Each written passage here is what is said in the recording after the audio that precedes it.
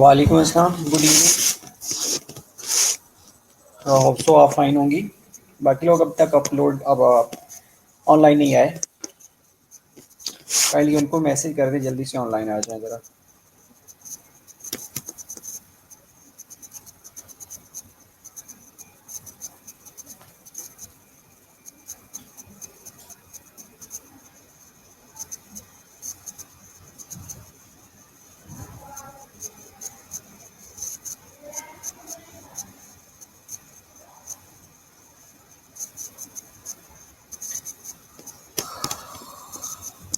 सिद्रा, आपके साथ और कौन है?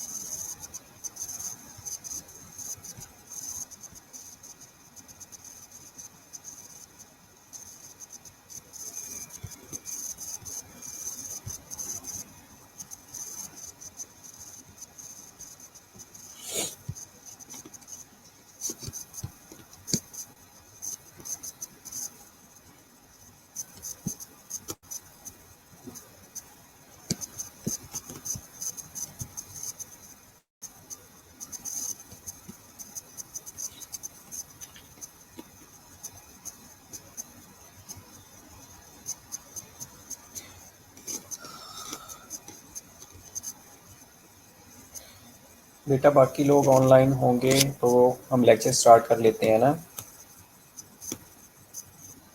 अभी सिर्फ 2 लोग ऑनलाइन हैं। आप ग्रुप पे मैसेज छोड़ दो ना कि अगर दे आर विलिंग तो जल्दी से ऑनलाइन आ जाएं, ताकि हम कंटिन्यू कर रहे हैं।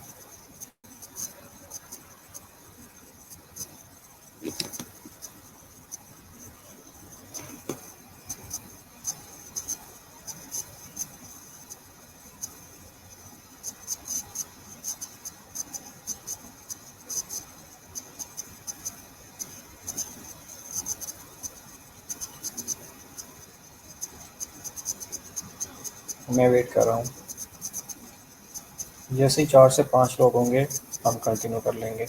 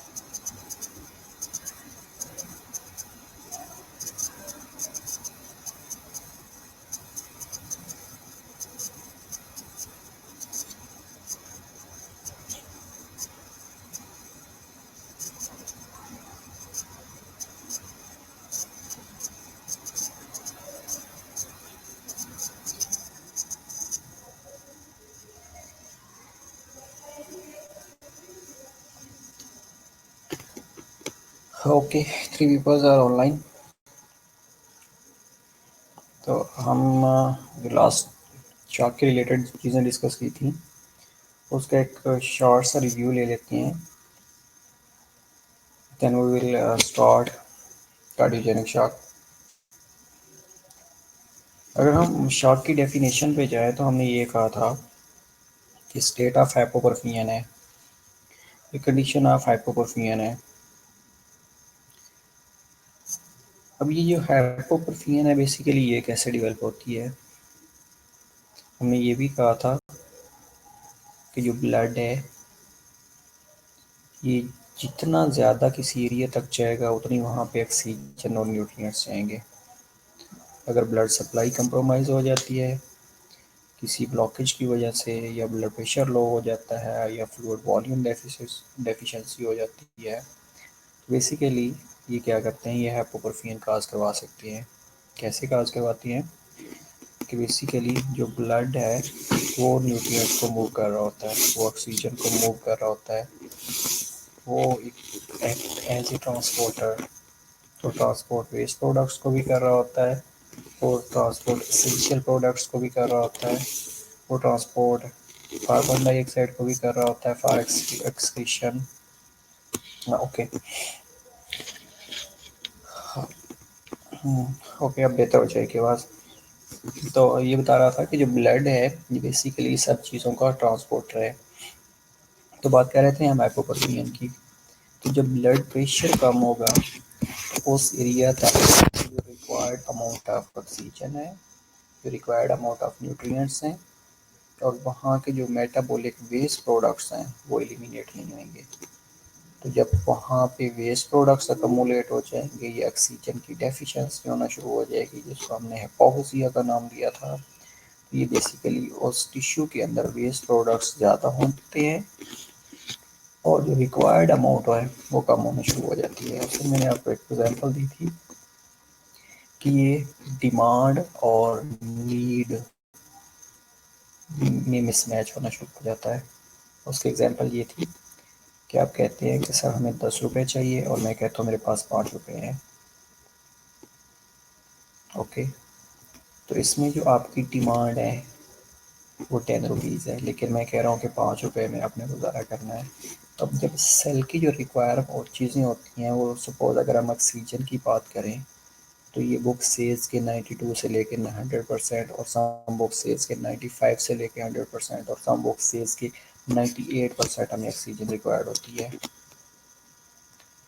अब ये जो ऑक्सीजन बेसिकली है ये ब्लड के अंदर ट्रांसपोर्ट हो रही होती है इन the form of carboxy haemoglobin. Well, तो जब ब्लड सप्लाई या ब्लड प्रेशर कम होएगा तो डेफिनेटली वो ऑक्सीजन जो कि ब्लड ट्रांसपोर्ट कर रहा था, जब ब्लड की डेफिशिएंसी होगी तो वो ऑक्सीजन प्रॉपरली उस टिश्यू तक ट्रांसपोर्ट नहीं होएगी। जब ट्रांसपोर्ट नहीं होएगी तो जो टिश्यू है वो बेसिकली मेटाबॉलिक एक्टिव है।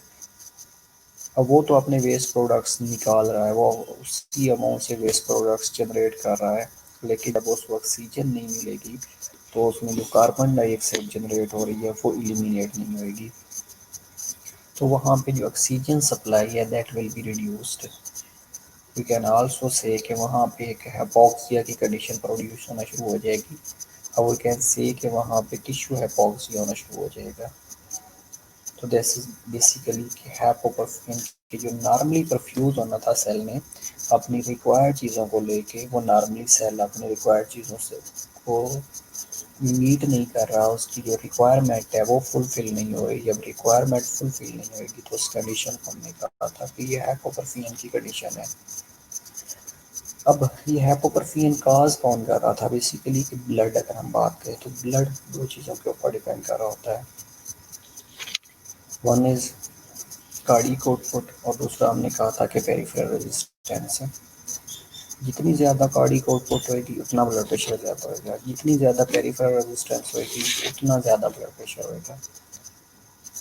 तो इसी तरह अगर पेरिफेरल रेजिस्टेंस कम हो गई है तो इसके रिजल्ट में बॉडी के अंदर जो ब्लड वेसल का डायमीटर है वो इंक्रीज हो चुका है, मीनिंग टू सी कि वेजो डायलेशन होना शुरू हो गई है।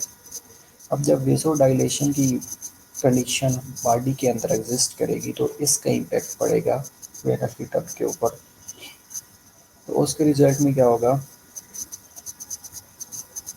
कि जब वेनस रिटर्न है वो रिड्यूस होना शुरू हो जाएगी। जब वेनस रिटर्न कम होएगी तो एट द एंड हमारे पास जो कार्डियक आउटपुट थी वो रिड्यूस होना शुरू हो जाएगी। तो एट द एंड हम ये कह सकते हैं कि जब वेनस रिटर्न कम होएगी, स्ट्रोक वॉल्यूम कम होएगा या प्रीलोड कम होएगा, स्ट्रोक वॉल्यूम कम होएगा, स्ट्रोक वॉल्यूम कम होने के रिजल्ट में अल्टीमेटली एट द एंड आपकी कार्डियक आउटपुट कम होना शुरू हो जाएगी। और जब कार्डियक आउटपुट कम होएगी तो उसके रिजल्ट में वी कैन से कि जो ब्लड प्रेशर था वो रिड्यूस होना शुरू हो गया है। जब ब्लड प्रेशर रिड्यूस होएगा तो अल्टीमेटली उस एरिया के अंदर हाइपोपर्फियन की कंडीशन एग्जिस्ट करना शुरू कर देती है, लो ब्लड प्रेशर होना शुरू हो जाता है। उसके बाद हमने हाइपोवोलेमिक शॉक के बारे में बात की थी। हाइपोवोलेमिक शॉक के बारे में हमने ये कहा था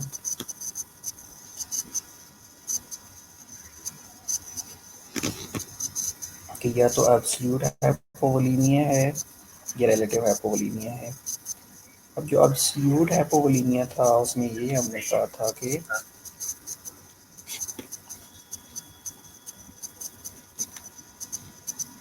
अगर ब्लड बॉडी से ब्लड या फ्लूइड वॉल्यूम हमें पता चल रहा है कि निकल रहा है, लाइक नोजिया वोमिटिंग हमने कहा था, डायरिया की कंडीशन कहा था, कोई ट्रैक्ट इंजरी कहा था, ये अगर इस तरह लॉस हो रहा है तो उसको डायरेक्ट लॉस कहा जाता है, उसको एब्सोल्यूट हाइपोवोलेमिया कहा जाता है। इसके अलावा अगर वो जो फ्लूइड है वो बॉडी के अंदर है लेकिन है कहाँ पे, थर्ड स्पेस के अंदर पड़ा है। अगर तो थर्ड स्पेस के अंदर पड़ा है, that condition is known as relative hypovolemia. Body के अंदर है लेकिन है कहाँ पे, टिश्यू के अंदर प्रेजेंट है, बॉडी के अंदर प्रेजेंट है, तो उस कंडीशन को कहा जाता है रिलेटिव हाइपोवोलेमिया। तो एट द एंड ये दोनों, चाहे रिलेटिव हाइपोवोलेमिया हो चाहे एब्सोल्यूट हाइपोवोलेमिया हो, तो ये क्या करते हैं, ये पेनस रिटर्न को कम कर रहे होते हैं। जब पेनस रिटर्न कम होएगी अल्टीमेटली एट द एंड हमारे पास कार्डिक आउटपुट कम होना शुरू हो जाएगी। जब कार्डिक आउटपुट कम होएगी तो उस कंडीशन को हमने कहा था कि ये बेसिकली कार्डिक आउटपुट अगर कम होएगी तो इसको हमने अल्टीमेटली ये कहा था कि हमारा जो ज़्यादा का ब्लड प्रेशर है या कंडीशन ऑफ हाइपोपरफियन है वो एग्जिस्ट करना शुरू कर देगी। इसके डिफरेंट साइन और सिम्टम्स के बारे में हमने डिस्कस किया था। जनरलाइज हमने कहा था कि एंजाइटी होती है, नर्वनेस होना शुरू हो जाती है, हाइपोटेंशन की कंडीशन एग्जिस्ट करना शुरू कर देती है। ये सारी कंडीशन ऐसी थी जो कि हमने वन बाई वन इनको डिस्कस किया था। अगर हम जो चीज़ डिस्कस करने वाले थे that was about cardiogenic shock. तो कार्डियोजेनिक शॉक के बारे में आज हमें डिस्कस करना था। बेसिकली कार्डियोजेनिक शॉक क्या होता है?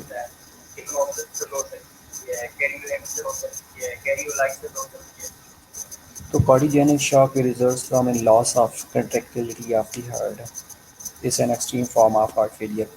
बेसिकली हार्ट का क्या काम था कि हार्ट में कार्डिक आउटपुट को मेंटेन करना होता है। अब जब हार्ट की जो कंट्रैक्टिलिटी है वो लॉस हो चुकी होती है, जब हार्ट की कंट्रैक्टिलिटी लॉस होएगी तो उसके रिजल्ट में जो हार्ट है वो कार्डिक आउटपुट मेंटेन नहीं कर सकेगा। जब अगर कार्डिक आउटपुट मेंटेन नहीं होएगी तो अल्टीमेटली जो ब्लड प्रेशर है वो मेंटेन नहीं होएगा। अगर ब्लड प्रेशर मेंटेन नहीं होएगा तो अगेन कंडीशन ऑफ हाइपोपरफियन एग्जिस्ट करेगी। इसलिए हम कार्डियोजेनिक शॉक को ऐसे भी डिफाइन कर सकते हैं कि extreme form of heart failure जिसमें जो हार्ट की कंट्रैक्टिलिटी है वो लॉस होना शुरू हो जाती है और जो हार्ट होता है is unable to produce adequate cardiac output, cardiac output maintain ही नहीं कर सकता। इस कंडीशन को हम कहते हैं कार्डियोजेनिक शॉक। अब अगर हम इसकी काजेज़ के बारे में बात करें तो मेनली क्रोनरी काज हो सकती है या नॉन क्रोनरी काज हो सकती है। इसी तरह लेफ्ट वेंट्रिकल डैमेज हो सकता है फ्रॉम मायोकार्डियल इन्फेक्शन, और इसके अलावा वेंट्रिकल सेप्टर रैप्चर हो सकता है। इसके अलावा कार्डियोमायोपैथीज हो सकती हैं और लाइक कार्डियक टेम्पोनेट्स हो सकते हैं, एक्यूट मायोकार्डाइटिस हो सकता है और वेलुलर डिजीज़ हो सकती हैं, डिसिथमियाज हो सकती हैं। तो these are certain causes of cardiogenic shock. Okay, let me know अगर आप लोगों को आवाज़ नहीं आ रही तो माइक चेंज कर लूँगा, लेकिन होप सो कि आपको आवाज़ आ रही होगी। ओके गुड, वेल तो that was causes of the cardiogenic shock. अगर हम इसकी पैथोफिजियोलॉजी के बारे में डिस्कस करें तो हमने डिस्कस किया है कि कोई ओके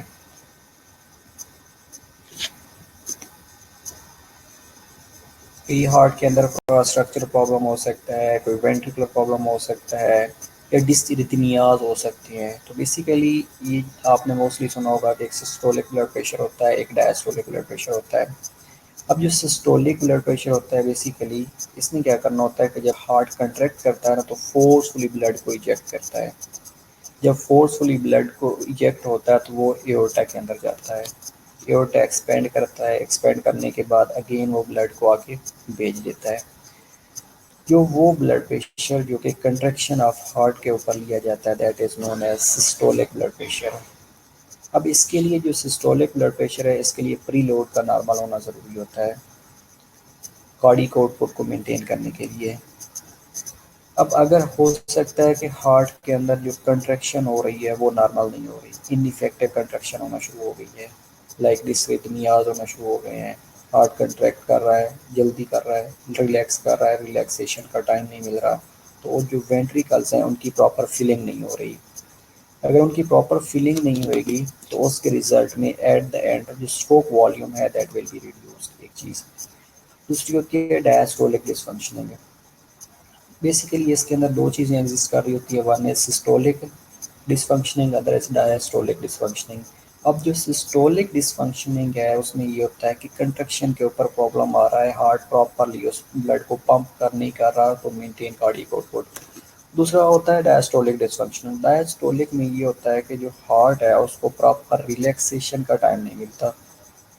जब रिलैक्सेशन का टाइम नहीं मिलेगा तो हार्ट के जो चैम्बर्स है वो नॉर्मली फिल नहीं होंगे। जब फिल नहीं होंगे तो अल्टीमेटली एट द एंड क्या होगा कि वो जो ब्लड लेफ्ट वेंट्रिकल या वेंट्रिकल ऑफ द हार्ट पर बीट इजेक्ट कर रहे होते हैं वो रिड्यूस होना शुरू हो जाता है, और वो ब्लड जो पर बीट इजेक्ट हो रहा होता है उसको स्ट्रोक वॉल्यूम कहा जाता है, और जो पर मिनट इजेक्ट हो रहा होता है उसको कार्डियक आउटपुट कहा जाता है। अगर स्ट्रोक वॉल्यूम कम होगा अल्टीमेटली कार्डियक आउटपुट कम होना शुरू हो जाएगी। कार्डियक आउटपुट जब कम होएगी तो वी कैन से कि ब्लड प्रेशर कम होना शुरू हो गया है। अब जब ब्लड कम होएगा या ब्लड प्रेशर कम होएगा तो जो ऑक्सीजन सप्लाई है टूवर्ड्स टिश्यू वो कम होना शुरू हो जाएगी, तो वी कैन से कि सेलुलर ऑक्सीजन सप्लाई कम होना शुरू हो जाएगी, तो दैट विल लीड टू हाइपोपर्फियन।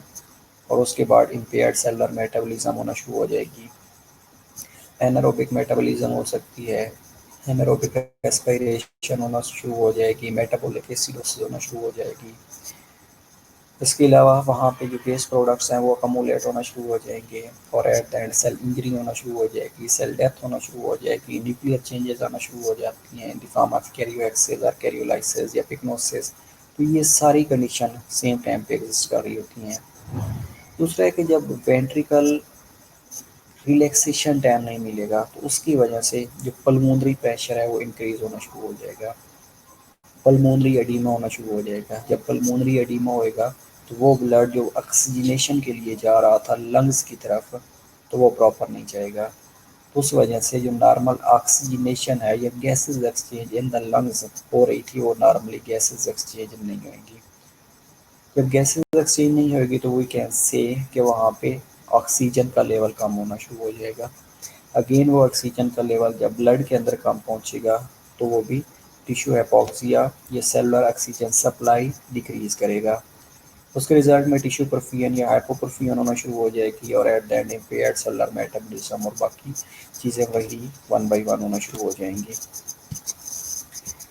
तो इसके अगर हम if we talk about the clinical manifestations of the shock, तो पहली जो क्लिनिकल मैनिफेस्टेशन है मेनली वो हीमोडायनेमिक फाइंडिंग्स होती हैं, जिसमें जो सिस्टोलिक ब्लड प्रेशर है वो less than 90 millimetre of mercury होना शुरू हो जाएगा, mean arterial blood pressure 70 millimetre of mercury होना शुरू हो जाएगा।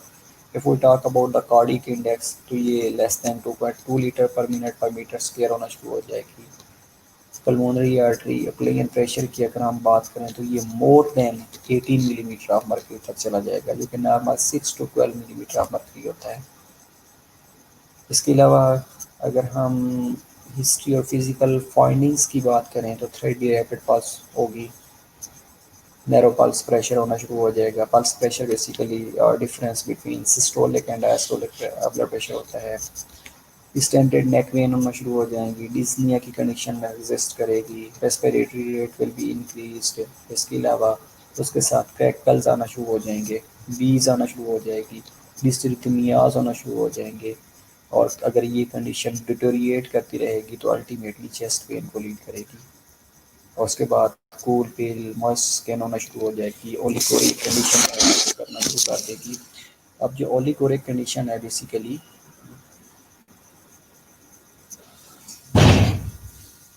ओलिगोरिक कंडीशन में ये होता है कि कंपनसेटरी मैकेनिज्म्स एक्टिवेट हो चुके होते हैं, जिसमें रास सिस्टम है, जिसमें एडीएच है। तो एडीएच क्या करता है कि ओलिगोरिया काज करवा रहा होता है, इसके अलावा डिक्रीजमेंटेशन होना शुरू हो जाएगी। डेफिनेटली वेस्ट प्रोडक्ट्स ब्रेन में ब्लड ब्रेन बैरियर क्रॉस कर सकते हैं, तो वो मेंटेशन को लीड कर रहे होंगे। If we talk about the laboratory findings, अगर आर्टीरियल ऑक्सीजन सेचुरेशन की बात करें तो definitely that will be decreased, क्योंकि ऑक्सीजन सप्लाई तो आ नहीं रही, तो इसलिए partial pressure of oxygen maintain ही नहीं हो रहा। रेस्पिरेटरी एल्कोलोसिस होगी। इसके अलावा मायोकार्डियल टिश्यू मार्कर्स जिसमें क्रिएटिनिन काइनेस केएम भी कहा जाता है, या कार्डियक ट्रोपोनिन और ब्रेन टाइप या बी टाइप नेट्रियूरेटिक पेप्टाइड्स, अगर इसका लेवल करवा लिया जाए तो that will be increase. Radiographic changes में देखेंगे तो कार्डियोमेगैली होगी, लार्ज हार्ट का जो साइज होगा दैट विल बी इंक्रीज। इसके अलावा पल्मोनरी कंजेशन भी हो रही होगी, और ये पल्मोनरी एडीमा को भी लीड कर रही होती है। पल्मोनरी एडीमा की वजह से भी हो सकती है। इस वजह से जो ऑक्सीनेशन है दैट विल बी रिड्यूस्ड। जब ऑक्सीनेशन कम होएगी तो अल्टीमेटली उस एरिए के अंदर इंजरी होना शुरू हो सकती है। अगर हम कार्डियोजेनिक शॉक के मैनेजमेंट की तरफ जाएं तो इसको मैनेज कैसे किया जा सकता है, तो इसमें जो मैनेजमेंट है वो फार्माकोलॉजिकल थेरेपी के थ्रू हो सकती है, या मैकेनिकल असिस्टेड डिवाइस के थ्रू हो सकती है। और इसके अलावा सर्टेन प्रोसीजर्स होते हैं जिनके थ्रू ये मैनेज किया जा सकता है। If we talk about the pharmacological therapy या फार्माकोलॉजिकल ट्रीटमेंट, तो we have certain drugs. One is dopamine, vitamin, mostly आप लोगों ने क्लिनिकल प्रैक्टिस में ये यूज़ किया होगा, those who are working in the ICU specially, तो they know about the dopamine and butamine. Basically these are inotropic agents. इसके अलावा नाइट्रोग्लाइसरीन हो सकती हैं, एपिनेफ्रीन हो सकती है, फ्लोसीमाइड अगर फ्लूइड ओवरलोड है, लाइक अगर हार्ट फेलियर की कंडीशन एग्जिस्ट कर रही है, अगर डिसरिथमियास है तो उसके लिए एंटी अरिथमेटिक मेडिकेशंस दी जा रही होती हैं। इसके अलावा अगर हम मैकेनिकल असिस्टेड डिवाइस की तो बात करें तो इसमें इंट्रायोटिक बैलून पंप्स लगाए जा रहे होते हैं, इंसर्ट किए जा रहे होते हैं। अब ये भी दो तरह से होते हैं, या तो टेम्परेरी डाल दिए जाते हैं, टेम्परेरी पेस मेकर डाल दिया जाता है, या परमानेंट पेस मेकर डाल दिया जाता है, depending on the condition of the patient. इसके अलावा सर्जिकल प्रोसीजर्स होते हैं जिसमें एंजियोग्राफी हो सकती है, एंजियोप्लास्टी करवा सकते हैं, कैबेज हो सकता है, कोरोनरी आर्टरी बाईपास ग्राफ्टिंग। तो इस तरह जो कार्डियोजेनिक शॉक है एज वेल एज जो हार्ट फेलियर की अगर एक्सट्रीम कंडीशन है तो उसको भी मैनेज किया जा रहा होता है। Okay, hope so you are getting my points.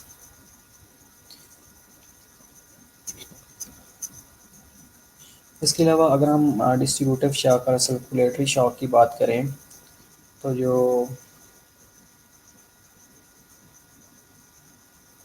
mechanisms underlying all distributive shocks states and is vasodilation that causes pooling in the peripheral blood vessels।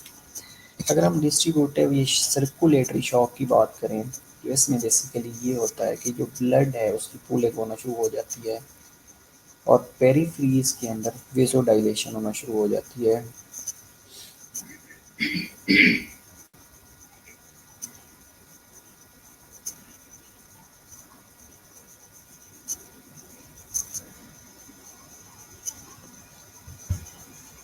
Okay,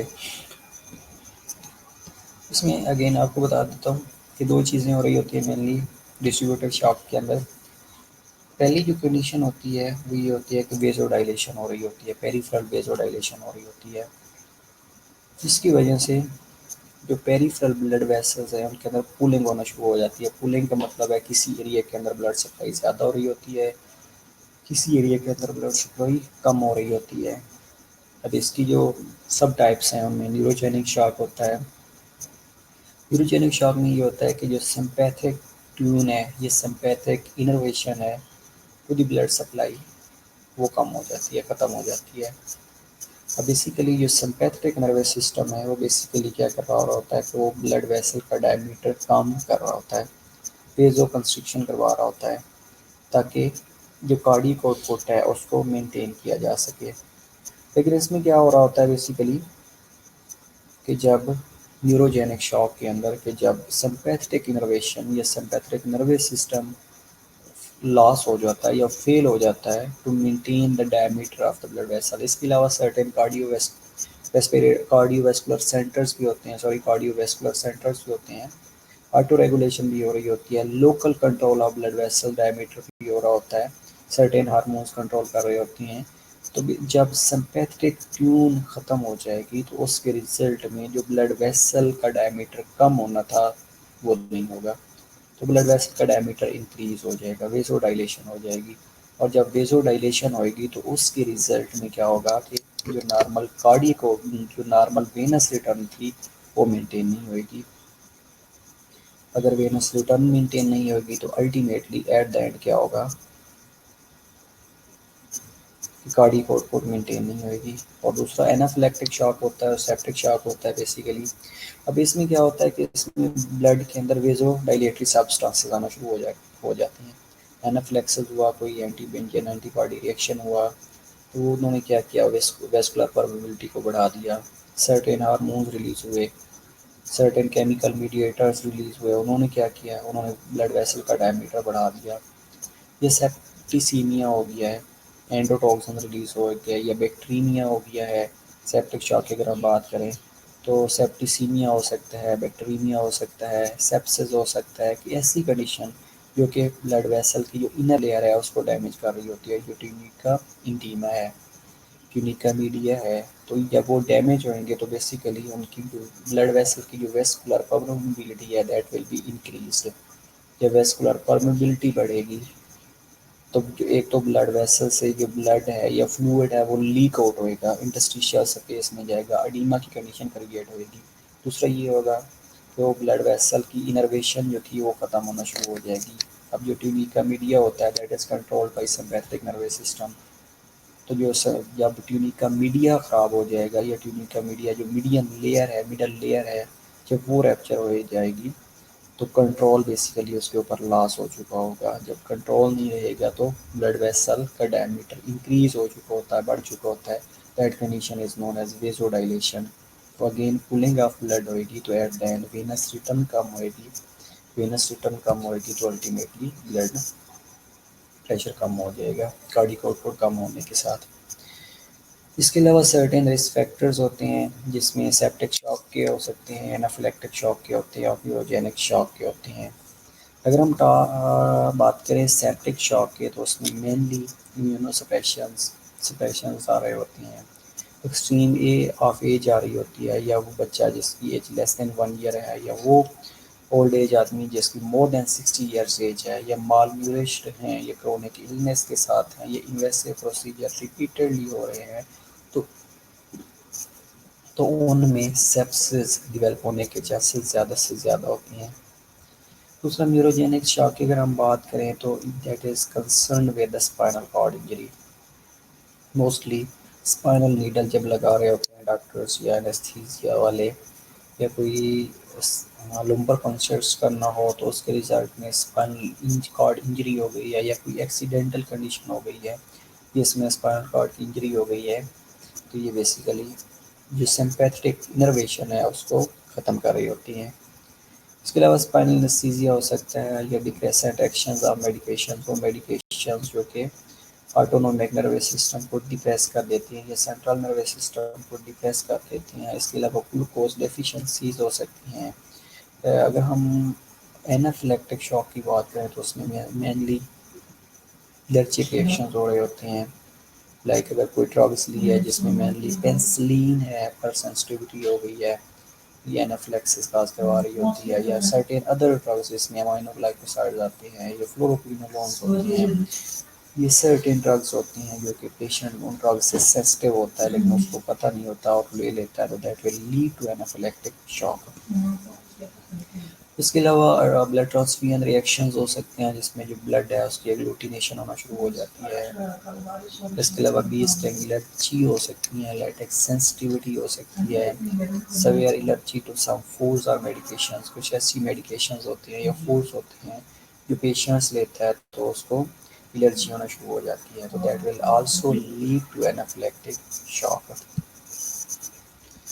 ये क्या है, पैथोफिजियोलॉजिकल चेंजेस हैं अगर हम देखें तो प्रेसिपिटेटिंग इवेंट्स कोई भी हो सकता है, चाहे वो न्यूरोजेनिक शॉक का है, चाहे वो एनाफिलेक्टिक शॉक का है, चाहे वो सेप्टिक शॉक का है, that will lead to vasodilation. जब वेज़ोडाइलेशन होएगी तो उसके रिजल्ट में activation of inflammatory response start होना शुरू हो जाते हैं और जो ब्लड वॉल्यूम है उसकी माल डिस्ट्रीब्यूशन होना शुरू हो जाती है। वी कैन आल्सो से कि पूलिंग ऑफ ब्लड होना शुरू हो जाती है। तो ये बेसिकली कर क्या रहे होते हैं कि वो जो सिम्पैथेटिक ट्यून की इनर्वेशन है वो ख़त्म हो रही होती है, ये वेज़ोडाइलेशन परसिस्ट कर रही होती है। तो ये बेसिकली जो वेनस रिटर्न है उसको डिक्रीज़ कर रहे होते हैं, कार्डिक आउटपुट को कम कर रहे होते हैं और एट द एंड जब ब्लड प्रेशर लो हो जाएगा, ब्लड प्रेशर लो होने के रिजल्ट में जो टिश्यू परफ्यूजन है दैट विल बी डिक्रीज्ड। जब टिश्यू परफ्यूजन डिक्रीज होएगी या हाइपोपरफ्यूजन की कंडीशन एग्जिस्ट करेगी तो हम ये कह सकते हैं कि वो पेशेंट शॉक में जा रहा है। इसके बाद न्यूरोजेनिक शॉक की बात अगर हम बात करें तो neurogenic shock results from loss और distribution disruption of sympathetic tone. Exactly, most often due to severe cervical or upper thoracic spinal cord injury। अगर हम उस इंजरी की बात करें तो स्पाइनल कॉर्ड इंजरी मेनली इसके अंदर एग्जिस्ट करेगी, चाहे वो सर्वाइकल इंजरी है, चाहे वो स्पाइनल कॉर्ड की इंजरी है, कहीं पे भी इंजरी है जिसके अंदर जो सिम्पैथेटिक ट्यून है या जो ऑटोनोमिक नर्वस सिस्टम की डोमेन है, सिम्पैथेटिक या पैरासिम्पैथेटिक डोमेन है, उनका जो इफेक्ट है वो अगर नहीं रहा, वो कट ऑफ हो गया है, तो उस कंडीशन को न्यूरोजेनिक शॉक कहा जाता है। इसमें मैसिव वेसोडाइलेशन होना शुरू हो जाएगी जिसकी वजह से पुलिंग ऑफ ब्लड होएगी ब्लड वेसल्स के अंदर, तो that will lead to decrease venous return, stroke volume और अल्टीमेटली कार्डिक आउटपुट और at the end blood pressure कम होना शुरू हो जाएगा। ये एक डायग्राम है, इसको इजीली अंडरस्टूड किया जा सकता है। जिस तरह न्यूरोजेनिक शॉक की हम बात कर रहे थे कि सिम्पैथेटिक नर्वस सिस्टम की डिस्ट्रप्शन होना शुरू हो जाएगी। जब सिम्पैथेटिक नर्वस सिस्टम की डिस्ट्रप्शन होएगी तो बेसिकली हम क्या कह रहे थे कि सिम्पैथेटिक ट्यून ख़त्म हो जाएगी। अब सिम्पैथेटिक ट्यून ने क्या करना था बेसिकली कि ब्लड वेसल का डायमीटर कम करवाना था, वेजो कंस्ट्रिक्शन करवानी थी। जब ये वेजो कंस्ट्रिक्शन नहीं होगी तो उसके रिजल्ट में जो वेनस रिटर्न है या आर्टेरियल वेजो डायलेशन हो जाएगी और अल्टीमेटली क्या होगा कि वेनस रिटर्न कम होना शुरू हो जाएगी। जब वेनस रिटर्न कम होएगी, स्ट्रोक वॉल्यूम कम होएगा, ब्लड प्रेशर कम होएगा, कार्डिक आउटपुट कम होएगी, तो उस at the end cellular oxygen supply will be reduced. At the end tissue perfusion कम होएगी, इम्पेयर्ड सेलुलर मेटाबॉलिज्म होना शुरू हो जाएगी और बाकी जो इवेंट्स है वो सेम रहेंगे। इसके अलावा जैसे ही लॉस ऑफ सिम्पैथेटिक ट्यून होएगी तो उसका एक इफेक्ट और भी होता है। अब जो अगर हम ऑटोनोमिक नर्वस सिस्टम की बात करें तो उसकी दो डिवीजन होती हैं, one is sympathetic division, other is parasympathetic division.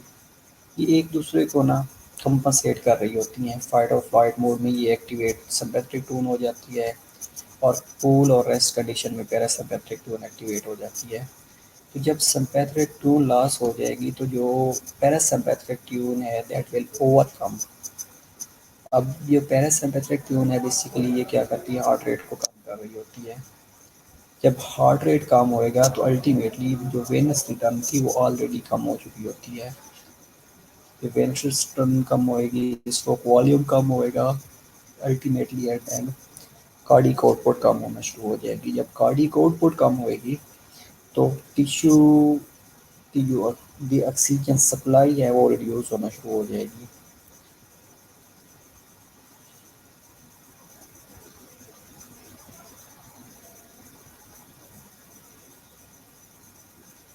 Okay, तो जो टिश्यू सप्लाई है या टिश्यू परफ्यूजन है दैट विल बी रिड्यूस्ड और अल्टीमेटली इम्पेयर्ड सेलुलर मेटाबॉलिज्म होना शुरू हो जाएगी और बाकी जो प्रेसिपिटेटिंग इवेंट्स हैं एट द एंड वो सेम रहेंगे। अगर हम क्लिनिकल मैनिफेस्टेशन की बात करें अगर न्यूरोजेनिक शॉक के अंदर तो हाइपोपरफ्यूजन विद ब्रेडिकार्डिया होता है। बाकी जितने भी शॉक की टाइप्स हैं उनमें ये होता है कि हाइपोपरफ्यूजन होती है लेकिन विद टैकीकार्डिया होता है। अब टैकीकार्डिया बेसिकली वो उस टाइम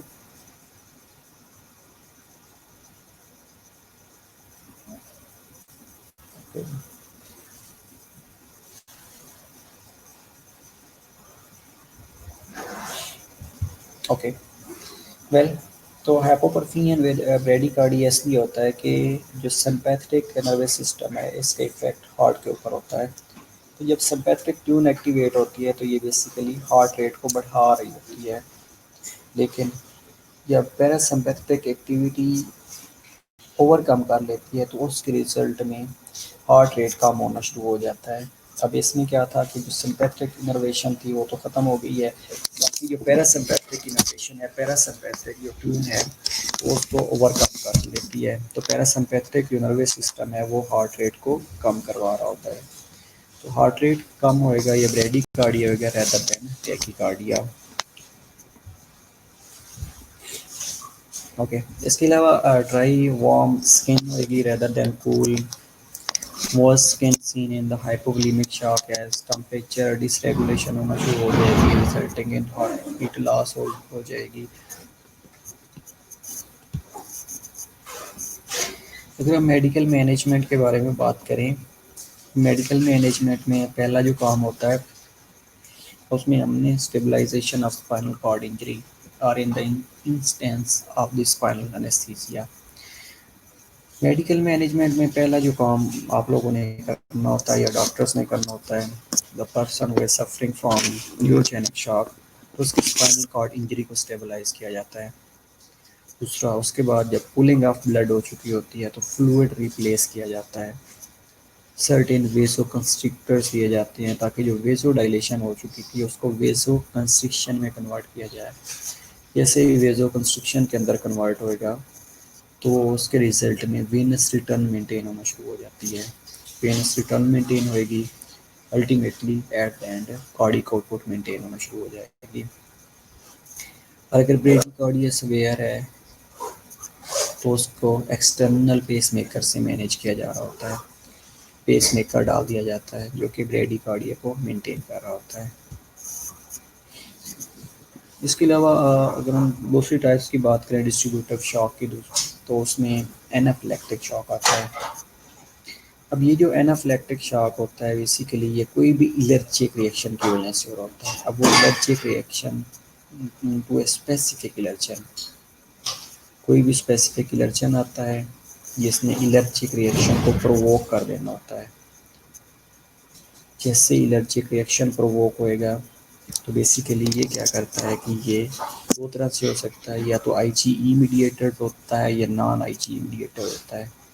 तो दोनों काम क्या कर रहे होते हैं, acute life threatening hyper sensitivity reactions, ये काज क्या कर रहे होते हैं कि मेस से वेजोडाइलेशन होना शुरू हो जाती है। इसके अलावा सर्टेन मीडिएटर्स रिलीज होती हैं, वेस्कुलर कैपिलरी परमिबिलिटी बढ़ना शुरू हो जाती है। तो हुआ क्या था कि कोई एलर्जी हुई थी to a specific allergen that evokes a life threatening hypersensitivity response। उसने क्या किया कि लाइफ थ्रेटनिंग hypersensitivity रिस्पॉन्स को एक्टिवेट कर दिया। अब ये रिस्पॉन्स क्या करता है बेसिकली, ये एनाफ्लेक्सिस में इधर आईजी इंड्यूस्ड हो सकती हैं या नॉन आईजी इंड्यूस्ड हो सकती हैं। लेकिन चाहे वो आईजी इंड्यूस्ड हैं चाहे वो नॉन आईजी इंड्यूस्ड हैं, तो दोनों काज क्या करा रही होती हैं कि मैसिव वेसोडाइलेशन काज करवा रही होती हैं। इसके रिजल्ट में सर्टेन मीडिएटर्स रिलीज हो रहे होते हैं। इसके अलावा जो कैपिलरी परमिबिलिटी है दैट विल बी इंक्रीज, तो कैपिलरी परमिबिलिटी इंक्रीज होने की वजह से जो फ्लूइड है वो लीक आउट होकर इंटरस्टिशियल स्पेस के अंदर जाना शुरू हो जाता है। और उसके रिजल्ट बाकी जो वेसल्स हैं उनका जो डायमीटर है दैट विल बी इंक्रीज। जब डायमीटर इंक्रीज होएगा, फ्लूइड वॉल्यूम की ब्लड वेसल के अंदर कमी होएगी, तो इफेक्ट क्या होगा, वेनस रिटर्न, वेनस रिटर्न कम होएगी, अल्टीमेटली कार्डिक आउटपुट पे इफेक्ट पड़ेगा। अब इसका अगर हम मैकेनिज्म की बात करें बेसिकली, तो ये होता कैसे है कि अगर हम आईजीई मीडिएटेड एनाफ्लेक्सिस की बात करें तो ये immune response to a specific antigen होगा। कोई भी एंटीजन आएगा तो एंटीजन क्या करेगा बेसिकली, जो इम्यून रिस्पॉन्स है उसको एक्टिवेट कर देगा, इम्यून सिस्टम को ट्रिगर कर देगा। जैसे इम्यून सिस्टम ट्रिगर होएगा तो अगर उसका कोई फर्स्ट टाइम था उस एंटीजन का, तो first time immune system is exposed to antigen, a very specific IgE antibody is formed and circulate in the blood. उसके रिजल्ट में एंटीजन एंटीबॉडी कम्प्लेक्स बनेगा, आईजीई एंटीबॉडी रिलीज होएगी और ये एंटीबॉडी ब्लड के अंदर सर्कुलेट करना शुरू कर देती है। जब सेकेंड टाइम एक्सपोजर होता है to that antigen occurs the antigen binds to this circulating IgE. पहली दफ़ा एंटीजन का एक्सपोजर हुआ, उसने एंटीजन एंटीबॉडी कम्प्लेक्स बनाया, इम्यून सिस्टम को एक्टिवेट किया, इम्यून सिस्टम एक्टिवेशन के बाद आईजीई एंटीबॉडी रिलीज हो गई। अब ये एंटीबॉडी क्या करती है, ब्लड के अंदर सर्कुलेट करना शुरू कर देती है। जैसे ही सेकेंड टाइम एंटीजन का एक्सपोजर होएगा या कोई भी फॉरेन पार्टिकल का एक्सपोजर होएगा, तो ये इम्यून सिस्टम को ट्रिगर करने के रिजल्ट में सर्टेन केमिकल मीडिएटर्स रिलीज होंगे और वो एंटीजन जो एंटीबॉडीज ऑलरेडी आईजीई सर्कुलेट कर रही थी वो एनाफ्लेक्सिस को इनिशिएट कर देगी, एलर्जिक रिएक्शन को इनिशिएट कर देगी। अब दूसरी कंडीशन में होती है नॉन आईजीई रिस्पॉन्स, जिसे एनाफ्लेक्टॉइड रिएक्शंस भी कहा जाता है, occurs without the release of IgE antibodies. इसमें ये होता है कि एंटीबॉडीज रिलीज नहीं होती, आईजीई एंटीबॉडीज रिलीज नहीं होती, लेकिन first time the person is expose to antigen that activation of mediators causes this response. अब इसमें क्या होता है कि एंटीबॉडीज रिलीज ही नहीं होती, लेकिन जैसे ही एक्सपोजर होता है एंटीजन का तो डायरेक्ट मीडिएटर्स एक्टिवेशन होना शुरू हो जाती है, जिसके रिजल्ट में anaphylactoid reactions are commonly associated mainly with NSAIDs, non steroidal anti inflammatory drugs. अगर कोई बंदा ले रहा है जिसमें एस्पिरिन है तो उसमें ये एनाफ्लेक्टॉइड रिएक्शंस होने के चांसेस ज़्यादा से ज़्यादा होते हैं। सर्टेन अदर ड्रग्स भी हो सकती हैं जो कि काज कर रही होती हैं, जिनमें आइबुप्रोफेन भी हो सकती हैं, फ्लोरोक्विनोलोन्स भी हो सकती हैं। तो ये पर्सन टू पर्सन वेरी कर रहा होता है। वेल अब इसके अंदर बेसिकली हो क्या रहा होता है कि जैसे ही वो इम्यून सिस्टम ट्रिगर होएगा तो सिस्टेमिक वेसोडाइलेशन होना शुरू हो जाएगी। सिस्टेमिक जब वेसोडाइलेशन होएगी तो as soon as possible rapid onset of hypotension exist करेगा। इसके अलावा पल्सकुलर परमेबिलिटी इंक्रीज होना शुरू हो जाएगी और वेरी वेरी इंपॉर्टेंट टोको कंस्ट्रक्शन हो जाती है। इसके अलावा वहाँ पे सेक्रीशंस अकमुलेट होना शुरू हो जाती हैं जो कि शार्टनेस ऑफ डेथ भी काज कर रही होती हैं और कोरोनरी वेजो कंस्ट्रक्शन होना शुरू हो जाएगी कि हार्ट की जो ब्लड सप्लाई है वो कंप्रोमाइज़ होना शुरू हो जाएगी। जो कोरोनरी आर्टरी होती है जो ब्लड सप्लाई कर रही होती है हार्ट मसल्स को, तो उसकी वेजो कंस्ट्रक्शन होना शुरू हो जाती है। तो जो हार्ट के मसल्स हैं उनमें भी फटीग हो सकती है। इसके अगर हम मेडिकल मैनेजमेंट की बात करें तो मेडिकल मैनेजमेंट में रिमूविंग द कॉस्टिव एजेंट पहला और इम्पॉर्टेंट काम कि जो कॉस्टिव एजेंट होता है उसको रिमूव करना होता है। दूसरा काम आईवी लाइनिंग है, आईवी लाइन लेनी होती है और ये जो आईवी लाइन होती है ये विद लार्ज और कैनोला की ली जाती है, लाइक 18 गेज या 16 गेज या 20 गेज जो कि उस टाइम अवेलेबल होता है। ये सीवीपी लाइन भी समटाइम्स ली जा सकती है अगर आईवी लाइन इसलिए एक्सेसिबल नहीं है तो। उसके बाद टेलीमेट्री करनी होती है कंटिन्यूसली, ऑक्सीजन थेरेपी देनी होती है इफ़ इंडिकेटेड अगर रिक्वायर्ड है, अगर वो सेचुरेशन मेंटेन नहीं कर रहा। इसके अलावा कॉर्टिकोस्टेरॉइड्स भी दिए जा रहे होते हैं जिनमें मेनली सोलोकॉर्टिव्स हैं या हाइड्रोकॉर्टिसोन्स हैं। तो ये बेसिकली इम्यून सिस्टम को भी बूस्ट अप कर रहे होते हैं। इसके अलावा एंटी हिस्टामीन दिए जा रहे होते हैं। अब एंटी हिस्टामीन क्या करती हैं कि जिनमें एवल्स हैं, फिंडामीन्स हैं,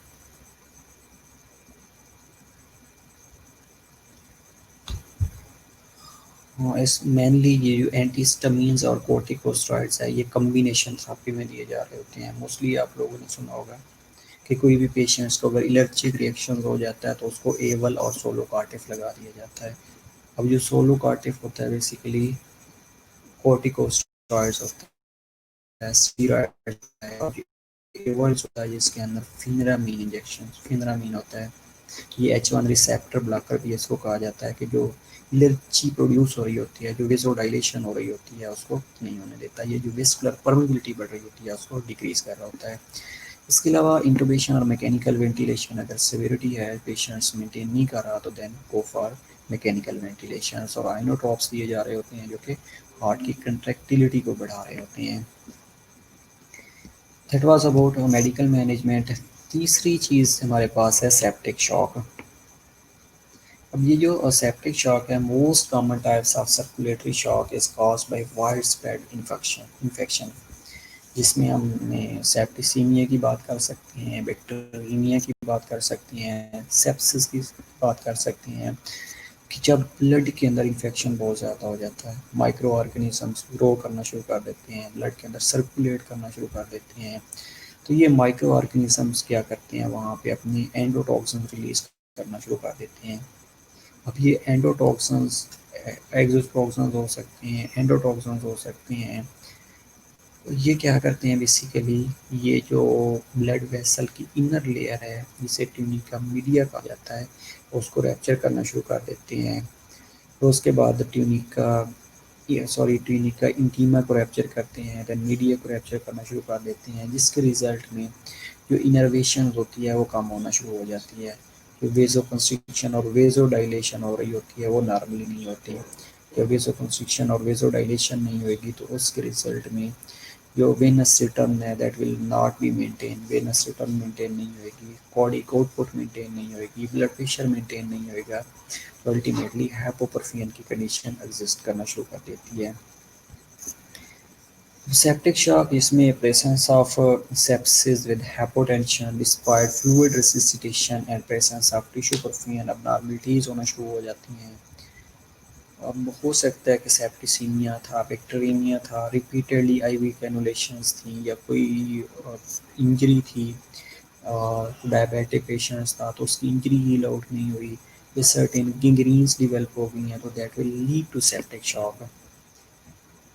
mortality rate as high as 50% हो सकता है। Mortality rate definitely yes, depending on again condition of the patients. अगर पेशेंट्स ऑलरेडी किसी और डिजीज़ के साथ था तो उसमें सेप्टिसीमिया डेवलप हो गया है, या कॉज कोई भी थी, तो अगर उसमें सेप्टिसीमिया डेवलप हो गया है तो उसको एंटीबायोटिक से ट्रीट किया जा रहा होता है। वो एंटीबायोटिक्स कम्बिनेशन थेरेपी में दिए जा रहे होते हैं, और वो एंटीबायोटिक्स दिए जा रहे होते हैं जिनका इफेक्ट सिनर्जिज्म का इफेक्ट होता है। ओके, तो इसलिए अगर वो इफ़ेक्टिव एंटीबायोटिक्स नहीं है, सेप्टिसीमिया ट्रीट ही नहीं हो रहा, तो जो उनका पेशेंट्स का मोर्टेलिटी रेट है वो एज हाई एज 50% तक पहुंच जाता है। इसके अलावा जो प्राइमरी कॉजेटिव ऑर्गेनिजम्स हो सकते हैं जिनमें ग्राम नेगेटिव हो सकते हैं और ग्राम पॉजिटिव बैक्टीरिया हो सकते हैं, जो कि एंडोटॉक्सिन स्टिमुलेट इन्फ्लेमेटरी रिस्पांस, अगर उन्होंने एंडोटॉक्सिन रिलीज़ कर दी हैं तो ये क्या करते हैं बेसिकली कि ये एंडोटॉक्सिन इन्फ्लेमेटरी रिस्पांस को एक्टिवेट कर देते हैं। अब जैसे ही इन्फ्लेमेटरी रिस्पांस एक्टिवेट होएगा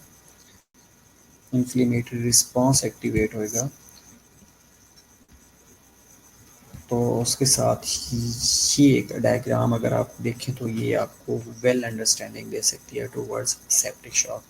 ओके, हम कंटिन्यू करते हैं after 15 minutes. You have a break.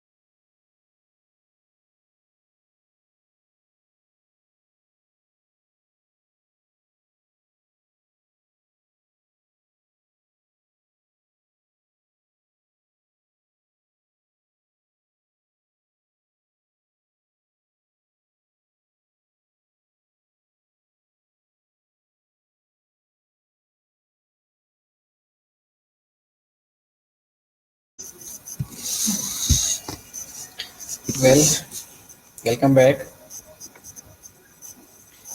तो हम लास्ट में डिस्कस कर रहे थे, दैट वाज अबाउट शॉक, जिसमें हमने डिस्ट्रीब्यूटिव शॉक के बारे में डिस्कस किया, न्यूरोजेनिक शॉक के बारे में डिस्कस किया, एनाफिलेक्टिक शॉक के बारे में डिस्कस किया।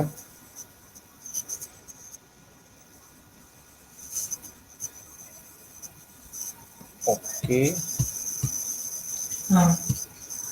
और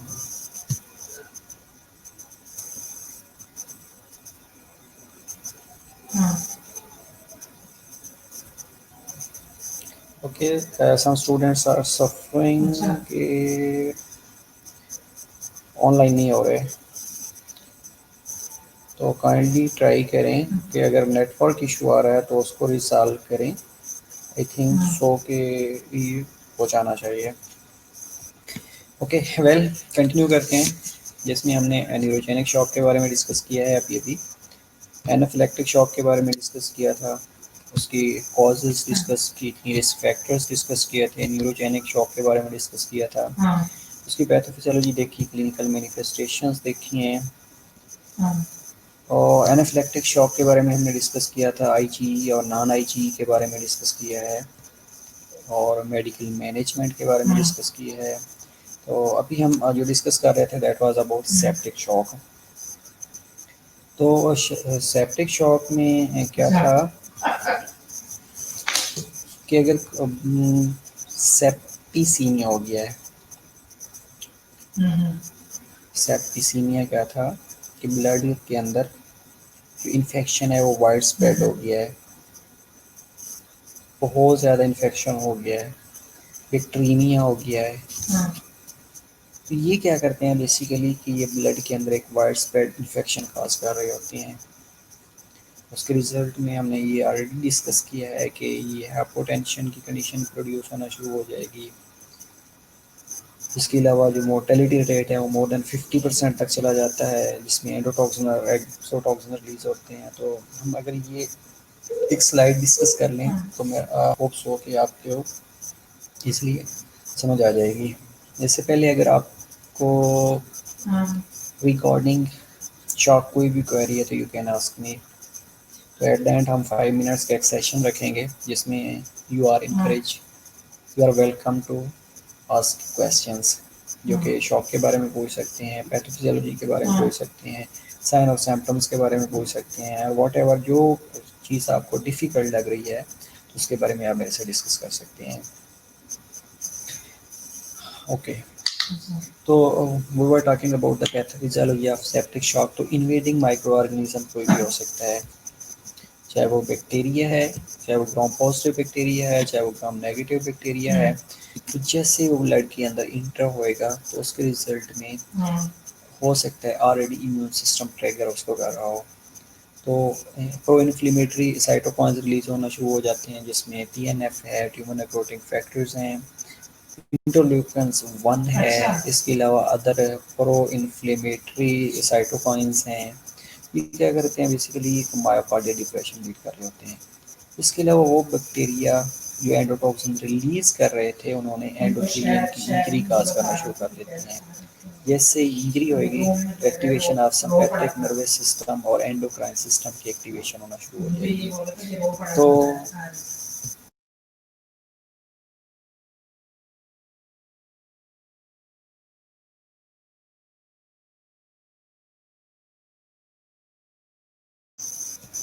अच्छा, तो ये एंडोक्राइन और जो सीएनएस जैसे ही इसकी एक्टिवेशन आएगी तो ये सिलेक्टिव वेजो कंस्ट्रिक्शन काज करना शुरू कर देता है। जब सिलेक्टिव वेजो कंस्ट्रिक्शन होएगी तो उसके रिजल्ट में पुलिंग ऑफ ब्लड होना शुरू हो जाएगी, माल डिस्ट्रीब्यूशन ऑफ सर्कुलेटरी वॉल्यूम होना शुरू हो जाएगी, सेलुलर ऑक्सीजन सप्लाई कम होएगी, हाइपोपरफियन की कंडीशन होएगी और इम्पेयर्ड सेलुलर मेटाबॉलिज्म होना शुरू हो जाएगा। एक चीज़, हाँ, दूसरा ये है कि जैसे ही इन्फ्लेमेटरी साइटोकाइंस रिलीज होते हैं तो ये एक तो मायोकार्डियल डिप्रेशन को लीड कर रहे होते हैं, दूसरा पेरिफेरल वेजोडाइलेशन काज कर रहे होते हैं। अब जैसे पेरिफेरल वेजोडाइलेशन होगी तो अगेन ये प्रोसेस स्टार्ट होना शुरू हो जाएगा और इम्पेयर्ड सेलुलर मेटाबॉलिज्म को लीड कर जाएगा। दूसरा, साइटोकाइंस क्या करते हैं कि वेस्कुलर परमेबिलिटी बढ़ा देते हैं। जो ब्लड है जो फ्लूइड ब्लड वॉल्यूम फ्लूइड है, फ्लूइड को ब्लड वेसल से लीक आउट होकर इंटरस्टिशियल स्पेस में जा रहा होता है, वहाँ पे एडीमा काज हो रहा होता है। और जो फ्लूइड नॉर्मल ब्लड के अंदर है टू मेंटेन वेनस रिटर्न वो डिक्रीज हो चुका होता है। दूसरा, जैसे इंजरी होएगी, ये जो एंडोटॉक्सिन रिलीज होते हैं जिन्होंने ट्यूनिका इंटीमा को डैमेज किया था, तो उसके रिजल्ट में माइक्रो एल्वोलाई प्रोड्यूस होते हैं। अब ये जो माइक्रो एल्वोलाई हैं, ये भी again mall distribution of blood pass कर रहे होते हैं, सर्कुलेटरी वॉल्यूम के अंदर माल डिस्ट्रीब्यूशन हो रही होती है। और जैसे ही माल डिस्ट्रीब्यूशन होगी तो again seller oxygen supply reduce हो जाना शुरू हो जाती है। और अगर हम ये देखें कि एक्टिवेशन ऑफ सीएनएस या एंडोक्राइन सिस्टम की एक्टिवेशन जैसे ही होगी, तो ये हाइपर मेटाबॉलिक स्टेट को वेलकम करेगा। हाइपर मेटाबॉलिक स्टेट जैसे ही एक्टिवेट होएगी, तो जो बीएमआर है वो इंक्रीज होना शुरू हो जाएगा, मेटाबॉलिक रेट बढ़ना शुरू हो जाएगा, जो बॉडी की डिमांड है वो इंक्रीज हो जाएगी। जैसे डिमांड इंक्रीज होएगी तो उसको चीज़ें रिक्वायर्ड अमाउंट में मिल ही नहीं रही होती, तो सेलुलर ऑक्सीजन डिमांड है that will also be increased. जैसे ही सेलुलर मेटाबॉलिज्म या सेलुलर ऑक्सीजन डिमांड इंक्रीज होएगी तो उस टिश्यू के अंदर ऑक्सीजन की सप्लाई कम होना शुरू हो जाएगी, ऑक्सीजन की एफिशिएंसी हो जाएगी, is known as hypoxia, tissue hypoxia होएगा, टिश्यू हाइपोपरफियन होना शुरू हो जाएगी, और ये इम्पेयर्ड सेलुलर मेटाबॉलिज्म को लीड कर रही होती है। वेल, इसके अलावा सेप्टिक शॉक के अंदर डिफरेंट टर्मिनोलॉजीज और इंक्लूड की जा रही होती हैं, जिसमें बैक्टीरिया है मोस्टली वर्ड यूज़ हो रहा होता है, तो इसका मतलब होता है कि presence of bacteria in the blood. इसके अलावा मोस्टली आप लोगों ने सुना होगा कि सेप्टिसीमिया होता है। Septicemia basically bacteria present in the circulation and they are actively multiplying bacteria using blood as a culture. तो सेप्टिसीमिया कब होएगा कि जब बैक्टीरिया ब्लड के अंदर प्रेजेंट हैं और ब्लड को एज ए कल्चर यूज़ करके, as a culture medium use करके ये अपनी ग्रोथ बढ़ा रहे होती हैं। और एंडोटैक्सीमिया होता है। अब एंडोटॉक्सीमिया क्या होता है कि एंडोटॉक्सिन्स इन द ब्लड या एंडोटॉक्सिन्स और टॉक्सिक सब्सटेंसेस बेसिकली होते हैं। क्या है एंडोटॉक्सिन? ये टॉक्सिक सब्सटेंसेस होते हैं क्योंकि integral part of outer lipid membrane होते हैं और of gram negative bacteria and usually release when the bacteria dies.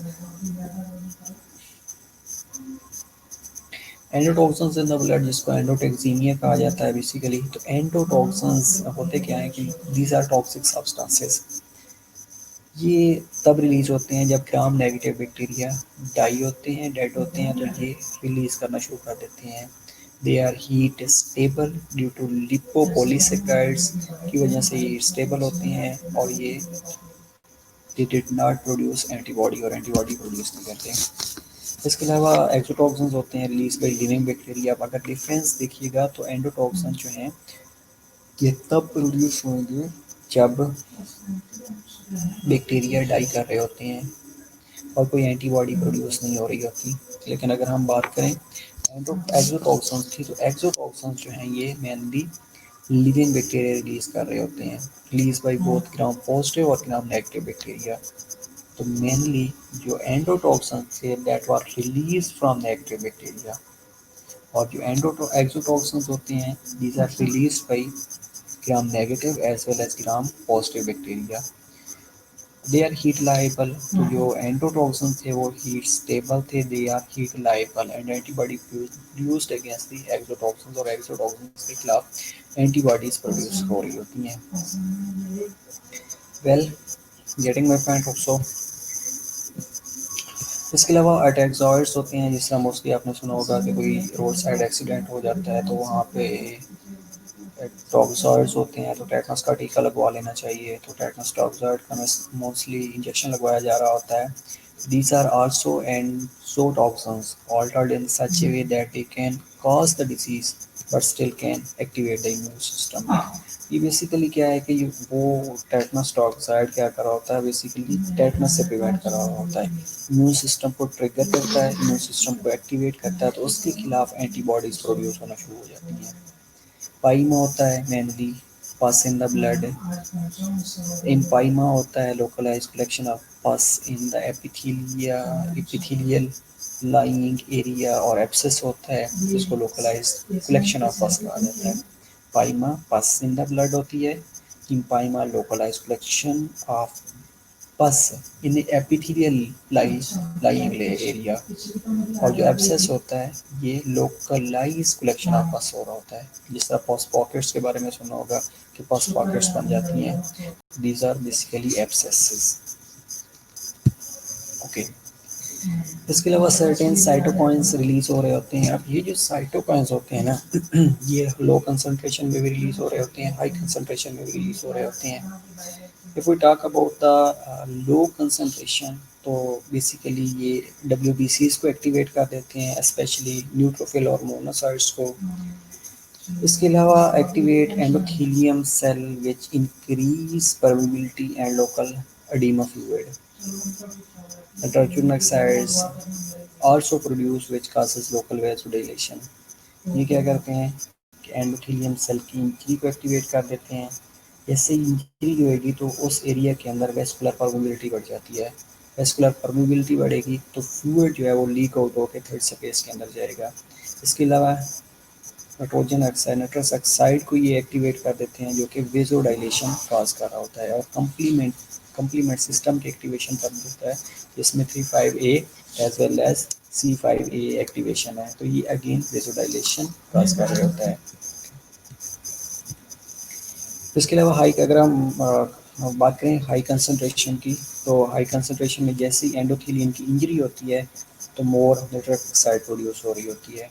जितनी ज़्यादा नाइट्रस ऑक्साइड प्रोड्यूस होगी उतनी सवेयर वेजोडाइलेशन होना शुरू हो जाती है, और जितनी वेजोडाइलेशन होगी तो ये कूलिंग ऑफ ब्लड काज कर रही होती है। किसी एरिया में ब्लड सप्लाई कम होना शुरू हो जाती है, किसी एरिया में ब्लड अकमुलेट हो जाता है।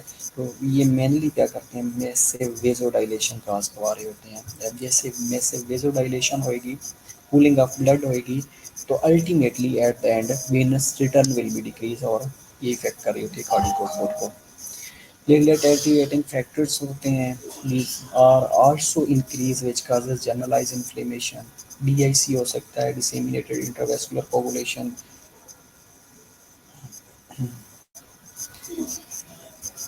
Platelet aggregating factors and activated endothelial cell activate the coagulation system, coagulation cascade को start कर देते हैं। When the coagulation system activated, all coagulation factors are consumed। Definitely जब coagulation system की activation हो जाती है तो जितने भी coagulatory factors हैं वो कंज्यूम होना शुरू हो जाते हैं, जिनमें प्लाज्मिनोजेन है converted into plasmin, and plasmin start breaking down the fibrin, और फिब्रिनोलाइसिस स्टार्ट कर देते हैं। कहीं पे अगर क्लॉट बना था तो उसको डिसॉल्व करना शुरू कर देते हैं। तो ये अगर साइटोकाइंस हाई कंसंट्रेशन में रिलीज हो रहे होते हैं। Well, now we are going to talk about the clinical manifestations, जिसमें early stage of septic shock होता है, और एज द सेप्सिस प्रोग्रेस तो उसमें क्या क्या ऐसी कंडीशन हो सकती हैं। तो पहली जो कंडीशन है जिसमें early stage of septic shock है, बीपी में remains within normal limits और hypotension but responsive to fluid. पहली कंडीशन ये है कि ब्लड प्रेशर नॉर्मल भी रह सकता है, हाइपोटेंशन की कंडीशन भी हो सकती है, लेकिन अगर फ्लूइड वॉल्यूम उसको दिया जाए, फ्लूइड दिया जाए तो उसको रिस्पॉन्स कर रहे होते हैं। दूसरा कंपनसेशन के तौर पे हार्ट रेट और जो रेस्पिरेटरी रेट्स हैं that are elevated, high cardiac output होती है विद वेजोडाइलेशन, हाइपरथर्मिया होता है, febrile with warm flush skin, pounding pulse हो रही होती हैं, यूरिनरी आउटपुट में भी नॉर्मल और डिक्रीज हो चुकी होती है। GI मैनिफेस्टेशन की अगर हम बात करें तो मोस्टली कंप्रोमाइज़ हो चुका होता है, जिसमें नोज़िया हो रहा होता है, वॉमिटिंग होता है, डायरिया होता है, या समटाइम्स जो बावल साउंड्स हैं that will also reduced. External changes in the mental status होना शुरू हो जाती हैं। जैसे ही ये सेप्सिस प्रोग्रेस करता है तो कार्डियक आउटपुट डिक्रीज होना शुरू हो जाती है विद वेजो कंस्ट्रिक्शन। इवन कि वेजो कंस्ट्रिक्शन भी हो रही होती है, लेकिन जो कूलिंग ऑफ ब्लड हो चुकी होती है तो उसके रिजल्ट में वेजो कूलिंग ऑफ ब्लड की वजह से जो वेनस रिटर्न है that will be reduced. Venous return कम होएगी, उसके रिजल्ट में जो ब्लड प्रेशर है वो ड्रॉप करना शुरू कर देगा। स्किन कूल और पेल होना शुरू हो जाती है, टेम्परेचर नॉर्मल या बिलो नॉर्मल होना शुरू हो जाता है। हार्ट रेट और रेस्पिरेटरी रेट जो है ये इंक्रीज हो चुके होते हैं due to compensatory mechanisms.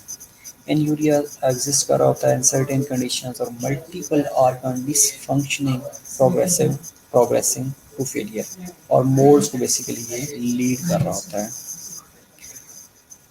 Okay, अगर हम मेडिकल मैनेजमेंट की बात करें इन द सेप्टिक शॉक, तो मेडिकल मैनेजमेंट में इंपॉर्टेंट चीज़ें ये हैं कि ब्लड स्पुटम और यूरिन का कल्चर करवा लिया जाता है, या जो वुंड ड्रेनेज स्पेसिमेंस हैं उसको कल्चर करवा लिया जाता है। कल्चर इसलिए करवा लिया जाता है ताकि वो जो पॉजिटिव एजेंट्स हैं उसको आइडेंटिफाई किया जा सके।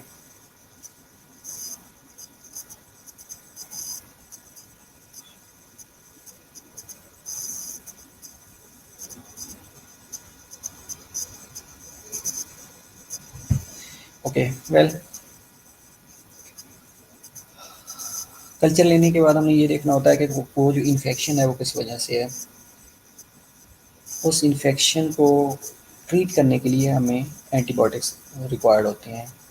इसके अलावा पोटेंशियल रूट ऑफ इन्फेक्शन, इसमें मेनली जो चीज़ें होती हैं वो अननेसेसरी आईवी कैनुलेशंस होती हैं, जो कि रिट्रोग्रेड या रीरूटेड किए जाते हैं, और ये रीरूटेड इन्फेक्शन काज कर रहे होते हैं।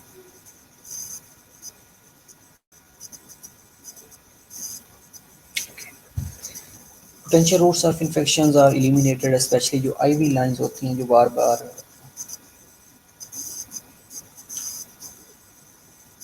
इन्फेक्शन जो आईवी लाइन से रिपीटेडली आईवी लाइन ली जा रही होती हैं, ये काज कर रही होती हैं। इसके अलावा abscesses are drained and necrotic areas are divide.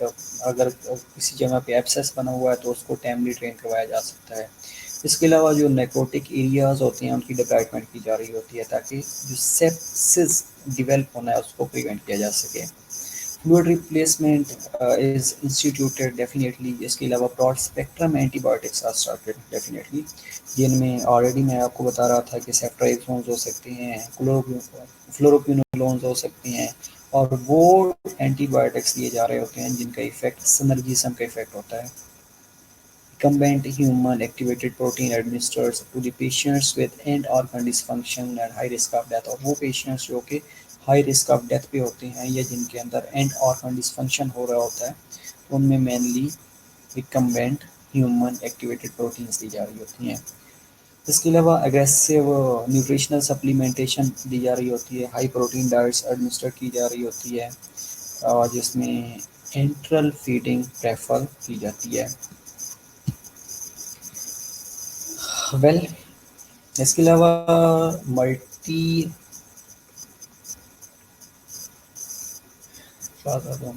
Multi organ dysfunction syndromes होता है, is Altered organ function in acutely ill patients that requires medical interventions to support continued organ functions। इसमें ये होता है मल्टी ऑर्गन फेलियर में कि अगर उनका जो ऑर्गन्स है वो कम्प्लीटली फेल हो चुके होते हैं। जिस तरह हम कंपनसेटरी मैकेनिज्म में पढ़ रहे थे कि अगर वो कंपनसेट ही नहीं कर सकते, जब कंपनसेशन नहीं होगी तो उसके रिजल्ट में उनके मल्टीपल ऑर्गन फेल होना शुरू हो जाते हैं। That will leads two modes multi organ dysfunction syndrome. और उन मेनली उन पेशेंट्स में होता है जो एक्यूटली इल होते हैं, जो कि या टर्मिनल इल पे पहुंच चुके होते हैं, और उनको मेडिकल इंटरवेंशन और सपोर्ट की रिक्वायर्ड होती है। लाइक हो सकता है उनको वेंटिलेटर पे डालना पड़ सकता है, या सर्टीन अदर थेरापीज होती हैं जो कि उनके लिए रिक्वायर्ड होती हैं उनकी हेल्थ को प्रमोट करने के लिए या उनको सपोर्ट करने के लिए। तो मल्टीपल ऑर्गन डिसफंक्शन सिंड्रोम में जिसको मोर्स कहा जाता है, इसमें वो क्या क्या रहा होता है मेनली, इसमें पल्मोनरी डिसफंक्शंस हैं। पल्मोनरी डिसफंक्शंस में जो रेस्पिरेटरी सिस्टम है वो फेल होना शुरू हो जाता है। अब रेस्पिरेटरी सिस्टम अगर फेल होएगा तो उसने ऑक्सीजन को मेंटेन करना था हाइपो वेंटिलेशन करके या हाइपर वेंटिलेशन करके बेसिकली। तो जब ऑक्सीजन सेचुरेशन मेंटेन नहीं होगी तो अल्टीमेटली क्या होगा कि बॉडी के अंदर हाइपोक्सियन की कंडीशन क्रिएट होना शुरू हो जाती है।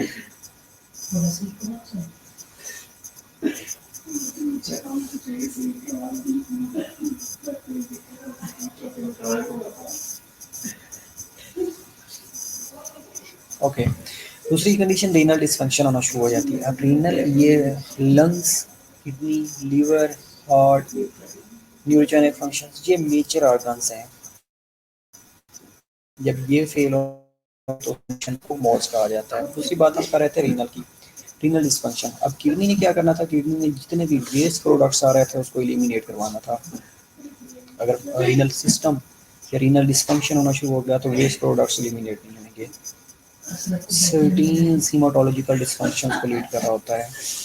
इसके अलावा लीवर डिस्फंक्शन हो रहा होता है। अब लीवर डिस्फंक्शन में मेनली अगर हम बात करें लीवर की, तो अल्ब्यूमिन प्रोटीन की प्रोडक्शन है, अल्ब्यूमिन प्रोटीन की सिंथेसिस है। अल्ब्यूमिन प्रोटीन नहीं प्रोड्यूस होएगी, ऑनकोटिक प्रेशर मेंटेन नहीं होगा। इसके अलावा सर्टेन इंजाइम्स रिलीज हो रहे होते हैं, सर्टेन एंडोक्राइन हार्मोन रिलीज हो रहे होते हैं लीवर से। अगर वो रिलीज नहीं होंगे तो लीन बॉडी का मेटाबॉलिज्म मेंटेन नहीं होएगा। इसके अलावा कार्डियोवैस्कुलर डिसफंक्शनिंग होना शुरू हो जाएगी, जिसमें इंपॉर्टेंट चीज़ कार्डिक आउटपुट मेंटेन नहीं होगी। हो सकता है हार्ट फेलियर होना शुरू हो गया है। इसके अलावा हो सकता है एम आई हो गया है। सर्टेन अदर कंडीशंस हो सकती हैं, कार्डियोमायोपैथी हो सकता है, लेफ्ट वेंट्रिकल हाइपरट्रॉफी हो सकता है। ये सारी कंडीशंस हैं ऐसी हैं जो कि कार्डिक आउटपुट को मेंटेन ही नहीं कर सकती। इसके अलावा हीमाटोलॉजिकल डिसफंक्शंस हो सकते हैं, न्यूरोजेनिक डिसफंक्शंस हो सकते हैं। तो ये कंडीशंस मोड्स को लीड कर रही होती हैं। Okay, these are references. तो नेक्स्ट जो लेक्चर्स है उसको हम कंटिन्यू कर लेते हैं विद एन अदर लेक्चर्स। तो उसमें हम डिस्कस कर लेते हैं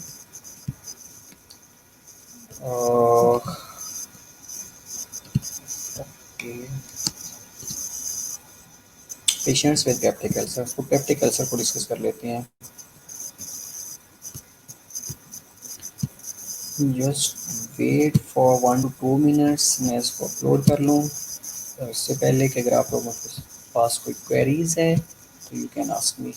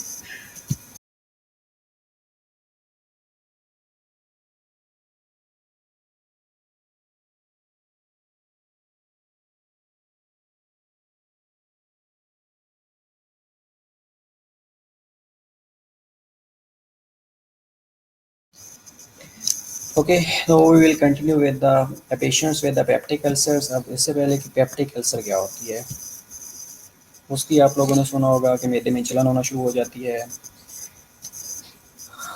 तो बेसिकली जो पेप्टिक अल्सर होते हैं ये एक सर्कमसाइज्ड इंसिजन होता है।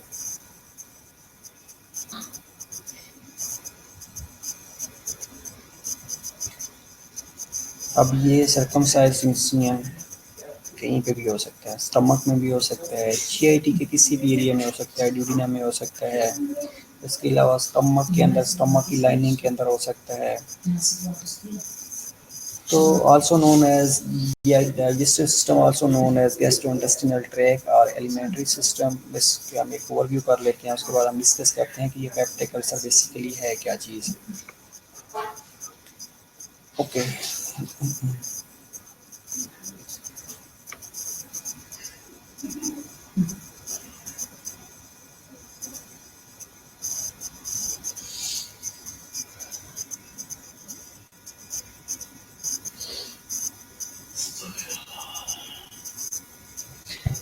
GIT system, yeah, also known as gastrointestinal alimentary system, responsible for breaking down of complex food into simple nutrients the body can absorb and convert into energy. This process is known as digestion. Okay, अगर हम JIT system की बात करें तो ये हमारे oral cavity से start होके एनस तक होता है। जब हम खाना खा रहे होते हैं तो खाने बेसिकली जिसकी ब्रेक डाउन हो रही होती है। ब्रेक डाउन दो तरह से होती है, one is chemical digestion, other is mechanical digestion. अब जो केमिकल डाइजेशन है बेसिकली इसमें केमिकल रिलीज हो रहे होते हैं, जिसमें आइलेंस हैं, स्लेवरियम आइलेज है, सर्टेन अदर केमिकल्स हैं।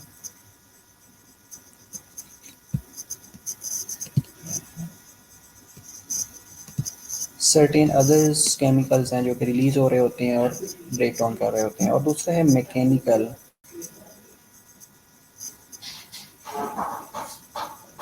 और दूसरी होती है मैकेनिकल डाइजेशन। अब मैकेनिकल डाइजेशन में ये होता है कि चीविंग हो रही होती है। जैसे ही आप चीव करते हैं तो जो खाना है उसकी ग्राइंडिंग करवा रहे होते हैं, खाने को छोटे छोटे पीसेस में कन्वर्ट कर रहे होते हैं। तो that process known as process of digestion. Okay, sure, slides में शेयर कर दूंगा, बट डोंट वरी। अब जो मेजर ऑर्गन्स हैं उसमें माउथ है, फेरिंग्स है, देन एसोफेगस है, देन स्टमक है, देन स्मॉल और लार्ज इंटेस्टाइन्स हैं। अगर इस एसोफेगस की बात करें, इसके फंक्शंस की बात करें, तो इसने क्या करना होता है, कैरीज फूड थ्रू पेरिस्टालसिस। जैसे ही हम चीव करते हैं तो पेरिस्टालसिस मूवमेंट होती है और उसके बाद ये खाना एसोफेगस तक जाता है।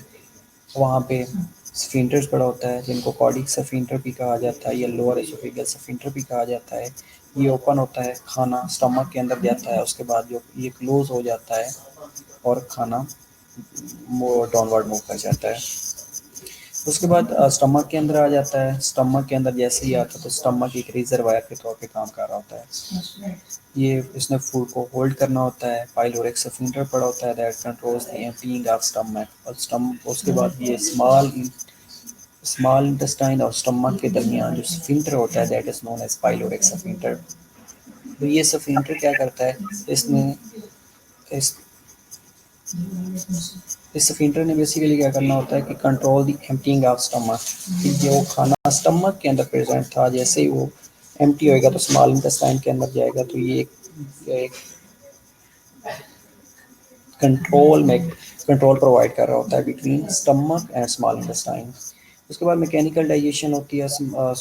जो खाना होता है उसकी मज़ीद मिक्सिंग होती है, चैपिंग और चर्निंग मूवमेंट्स होती है, काइम प्रोड्यूस हो रहा होता है। और उसके अंदर एक एसिड रिलीज हो रहा होता है that is HCl, hydrochloric acid. और ये pulpy acid fluid which passes from the stomach to the small intestine consisting of gastric juices and partially digested food. अब ये जो HCl है ना, ये बेसिकली क्या कर रहा होता है कि खाने की मज़ीद ब्रेक डाउन कर रहा होता है। जैसे ही खाना ब्रेक डाउन हो जाती है तो उसके अलावा सर्टेन गैस्ट्रम इंजाइम्स हैं वो रिलीज हो रहे होते हैं। ये इन्होंने खाने की ब्रेक डाउन करने के बाद खाने को मूव करना होता है टुवर्ड्स स्मॉल इंटेस्टाइन। जैसे ही स्फिंक्टर ओपन होएगा, स्फिंक्टर ओपन होने के बाद खाना स्मॉल इंटेस्टाइन में मूव कर जाता है। अब स्मॉल इंटेस्टाइन की अगर हम बात करें तो that is approximately 20-25 feet long होती है। और सबसे ज़्यादा जो न्यूट्रिएंट्स की एब्जॉर्प्शन होती है वो स्मॉल इंटेस्टाइन के अंदर हो रही होती है फ्रॉम द काइम। अब बेसिकली काइम क्या है कि ये semi liquid mass of partially digested food होता है जो कि स्टमक से स्मॉल इंटेस्टाइन में मूव कर रहा होता है। अब अगर स्मॉल इंटेस्टाइन के हम पार्ट्स की बात करें तो that is divided into duodenum, jejunum और इलियम। तो जो ड्यूडिनम होता है ये फर्स्ट 10 to 12 इंचेस होता है। जो जिजिनम होता है ये मिडल 8 to 10 फीट्स होती है। और जो इलियम होता है जिसको टर्मिनल इलियम भी कहा जाता है जो कि डिस्टल 12 फीट्स होता है। और टर्मिनल इलियम में सबसे ज़्यादा अब्जॉर्प्शन हो रही होती है। Terminal ileum is also responsible for vitamin B12 absorption. अब ये जो स्मॉल इंटेस्टाइन होती है इसके अंदर small small finger like projections होती है जिनको विलाई कहा जाता है, सिंगल विलस है। तो ये विलाई क्या करते हैं, वो जो semi liquid mass of partially digested food था उसकी अब्जॉर्प्शन को आना शुरू कर देते हैं। तो वो खाना अब्जॉर्ब होने के बाद ब्लड का हिस्सा बनना शुरू हो जाता है। उसके बाद लार्ज इंटेस्टाइन में जाता है। Large intestine is also known as colon. और इसके अंदर क्या होता है कि वाटर की जितनी एब्जॉर्प्शन होती है वो लार्ज इंटेस्टाइन के अंदर मेनली हो रही होती है। इलेक्ट्रोलाइट्स और जो सॉल्ट्स हैं that are absorbed in the large intestine as well. इसके अगर हम डायमीटर की बात करें तो ये लेंथ की बात करें, सॉरी, तो लेंथ इसकी होती है अराउंड अबाउट 5 इंचेस इसकी लेंथ होती है। और एंड इसका रेक्टम पे हो रहा होता है। The distal end of the rectum forms the anal canal composed of muscles that control defecation. Definitely at the end जो एनस होता है वहाँ पे एनल जो कैनाल होती है वहाँ पे सफिंक्टर्स पड़े होते हैं, और वो सफिंक्टर्स क्या कर रहे होते हैं, basically process of the defecation को कंट्रोल कर रहे होते हैं। The opening to the anal canal is called the anus, और एंड वाला पार्ट जो होता है उसको एनस कहा जाता है। तो कमिंग टुवर्ड्स द लेक्चर्स के बेसिकली पेप्टिक अल्सर क्या है। Peptic ulcer is circumcised CN circumcised ulceration of the GIT mucosa occurring in the area exposed to acid. Pepsin are most often caused by H. pylori infections. अगर हम इस definition को देखें तो इस definition में हमने तीन चीज़ें डिस्कस की हैं। पहली जो चीज़ है कि जब HCl ये एसिड ज़्यादा सेक्रेट होएगा तो वो GIT की लाइनिंग को अरोड करेगा, अल्सरेशन काज करेगा, सर्कमसाइज CN काज करेगा, तो उसको कहा जाता है पेप्टिक अल्सर। दूसरा, अगर पेप्सिन ज़्यादा रिलीज हो गया है, ये अगेन ये तीसरा एच पाइलोरी मेनली अगर ये रिलीज हो गए हैं या एच पाइलोरी एक्टिवेट हो गया है जो कि नॉर्मल फ्लो का है GIT का, अपॉर्चुनिस्टिक जब ऑर्गेनिज्म ये बन जाता है तो देन ये पेप्टिक अल्सर प्लस कर रहा होता है।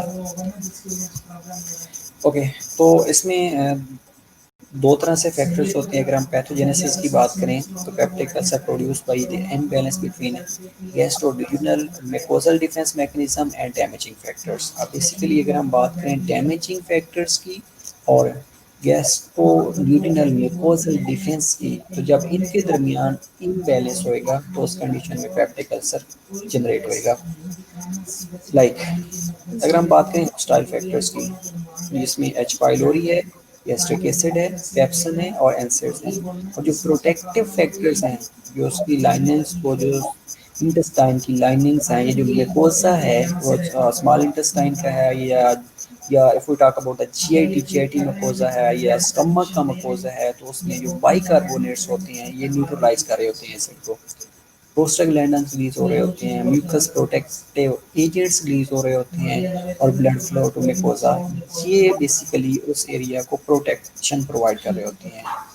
अगर बाइकार्बोनेट्स की कमी हो गई है, प्रोस्टाग्लैंडिन्स की कमी हो गई है, म्यूकस सेक्रेटिंग ग्लैंड्स पड़े होते हैं वो उनकी या तो म्यूकस सेक्रेटिंग ग्लैंड्स की डिनर्वेशन हो गई है या डिस्ट्रक्शन हो गई है या म्यूकोसा की तरफ ब्लड सप्लाई कम हो गई है, तो ये जो प्रोटेक्टिव फैक्टर्स हैं ये कम हो जाते हैं। जैसे ही कम होंगे तो that will lead to peptic ulcers. अगर होस्टाइल फैक्टर्स जिनमें एच पाइलोरी एक्टिवेट हो गया है, ज़्यादा हो गया है, GI का जो गैस्ट्रिक एसिड है जो कि स्टमक एसिड भी कहलाता है HCl है, अगर वो ज़्यादा सिक्रीट होना शुरू हो गया है तो ये अगेन हार्टबर्न भी काज कर रहा होता है। इसके अलावा जो GIT की लाइनिंग है उसको अरोड कर रहा होता है, प्रोइन काज कर रहा होता है। Certain condition also with the pepsin and S और एनसेड एसिड्स में मेनली जो एस्प्रीन्स है ना, ये बेसिकली जो जंक्शंस होते हैं उनको वाइड करना शुरू कर देती है। वहाँ पे टाइट स्टमक के अंदर टाइट जंक्शंस होते हैं, ये नॉर्मली जो HCl है उसको डिस्ट्रॉय नहीं कर सकता, पास आउट नहीं होता। लेकिन क्या होता है कि जब बंदा एनसेड में स्पेशली जो एस्प्रीन्स है वो ले रहा होता है तो वो जो जंक्शंस होते हैं उनको वाइडन कर देती है। जैसे जंक्शन वाइडन होंगे तो जो एच पाइलोरी है या गैस्ट्रिक एसिड्स हैं, HCl है या पेप्सन्स हैं, तो वो इजीली जाके सर्कमसाइज्ड लोकलाइज इंसियन काज कर सकता है। That is known as peptic ulcers. Well, mucosal defence mechanisms जिनमें हमने लास्ट क्लास में भी डिस्कस किया है, लाइक बाइकार्बोनेट सेक्रेशंस हो सकती हैं, म्यूकोजल म्यूकस सेक्रेशंस हो सकती हैं, tight adherence between epithelial cell to prevent any acid leakage to the inside. ये चीज़ टाइट एडहेरेंस या टाइट जंक्शंस की मैं बात कर रहा था, जो कि एस्पिरिन इसको वाइडन कर देती है। जो टाइट जंक्शंस होते हैं या tight adherence between the epithelial cells होती हैं उनको वाइडन कर देती है, जिसकी वजह से जो एसिड है वो लीक आउट होके पेप्टिक अल्सरेशन काज कर रहा होता है। इसके अलावा नॉर्मली गुड ब्लड सप्लाई चाहिए होती है टू म्यूकोसा, और जो एपिथेलियल सेल डैमेज हो रहे होते हैं उनकी रिन्यूअल हो रही होती है, रीजनरेट कर रहे होते हैं। अगर इनमें से हो सकता है बाइकार्ब सेक्रेशन कम हो गई है, म्यूकस सेक्रेशन कम हो गई है, mucus secreting cells mucus secreting glands पड़े होते हैं वो म्यूकस सेक्रेट नहीं कर रहे हैं, या जो tight junctions of epithelial cells हैं अगर वो वाइडन हो गए हैं, अगर ब्लड सप्लाई उस म्यूकोजल एरिया तक कंप्रोमाइज हो गई है या एपिथेलियल सेल की शेडिंग नहीं हो रही और रिन्यू नहीं हो रहे, ये कंडीशंस अगर एग्जिस्ट करेंगी तो that will lead to ulcerations. Well इसके अलावा डैमेजिंग एजेंट्स होते हैं जिनमें मेनली एच पाइलोरी है, गैस्ट्रिक एसिड HCl है, पेप्सन्स हैं, और super impose injury from environmental और इम्यूनोलॉजिकल स्ट्रेस, या कोई ऐसी कंडीशंस जो कि स्ट्रेस रिलेटेड है, वो भी ये डैमेजिंग एजेंट्स के तौर पे काम कर रही होती है। चाहे वो इन्वायरमेंटल स्ट्रेस हो सकती है, या वो इम्यूनोलॉजिकल रिस्पॉन्स अगर डिक्रीज हो गया है, जो normal defence mechanism of GIT है वो डिक्रीज हो गया है, तो अगेन ये पेप्टिक अल्सरेशन को लीड कर सकता है।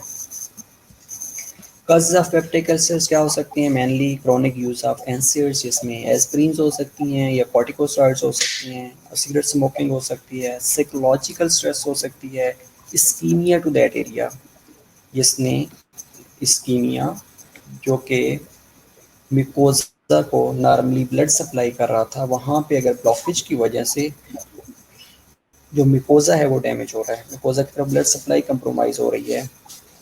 इसके अलावा infection with H pylori occurs in 80 to 95% of the patients with peptic ulcers। H pylori जो कि 80 to 90% इन्फेक्शन कॉज कर रहा होता है। इसके अलावा स्ट्रेस हो सकती है, स्ट्रेस कोई भी इमोशनल प्रॉब्लम हो, इमोशनल स्ट्रेस हो सकती है, ट्रोमा की वजह से स्ट्रेस हो सकती है, या कोई सर्टेन सर्जिकल प्रोसीजर्स की वजह से हो सकती है, तो ये भी अगेन इम्यून सिस्टम को कंप्रोमाइज़ कर रहे होते हैं, HCl की सेक्रेशन को ज़्यादा कर रहे होते हैं, उसके रिजल्ट में पेप्टिक अल्सरेशन मैक्सिमाइज हो रही होती है। इसलिए ऐसी कंडीशंस जो कि चाहे इमोशनल स्ट्रेस है, ट्रोमेटिक स्ट्रेस है, सर्जिकल प्रोसीजर की वजह से स्ट्रेस है, तो उसमें जो प्रोटॉन पंप इनहिबिटर है दैट आर इंडिकेटेड। इसके अलावा जो सर्टेन मेडिकेशंस हैं उनमें H2 रिसेप्टर ब्लॉकर दिए जा रहे होते हैं, एंटासिड्स दिए जा रहे होते हैं, या मिकोजल प्रोटेक्टिव एजेंट्स दिए जा रहे होते हैं क्योंकि मिकोजा को प्रोटेक्ट कर रहे होते हैं।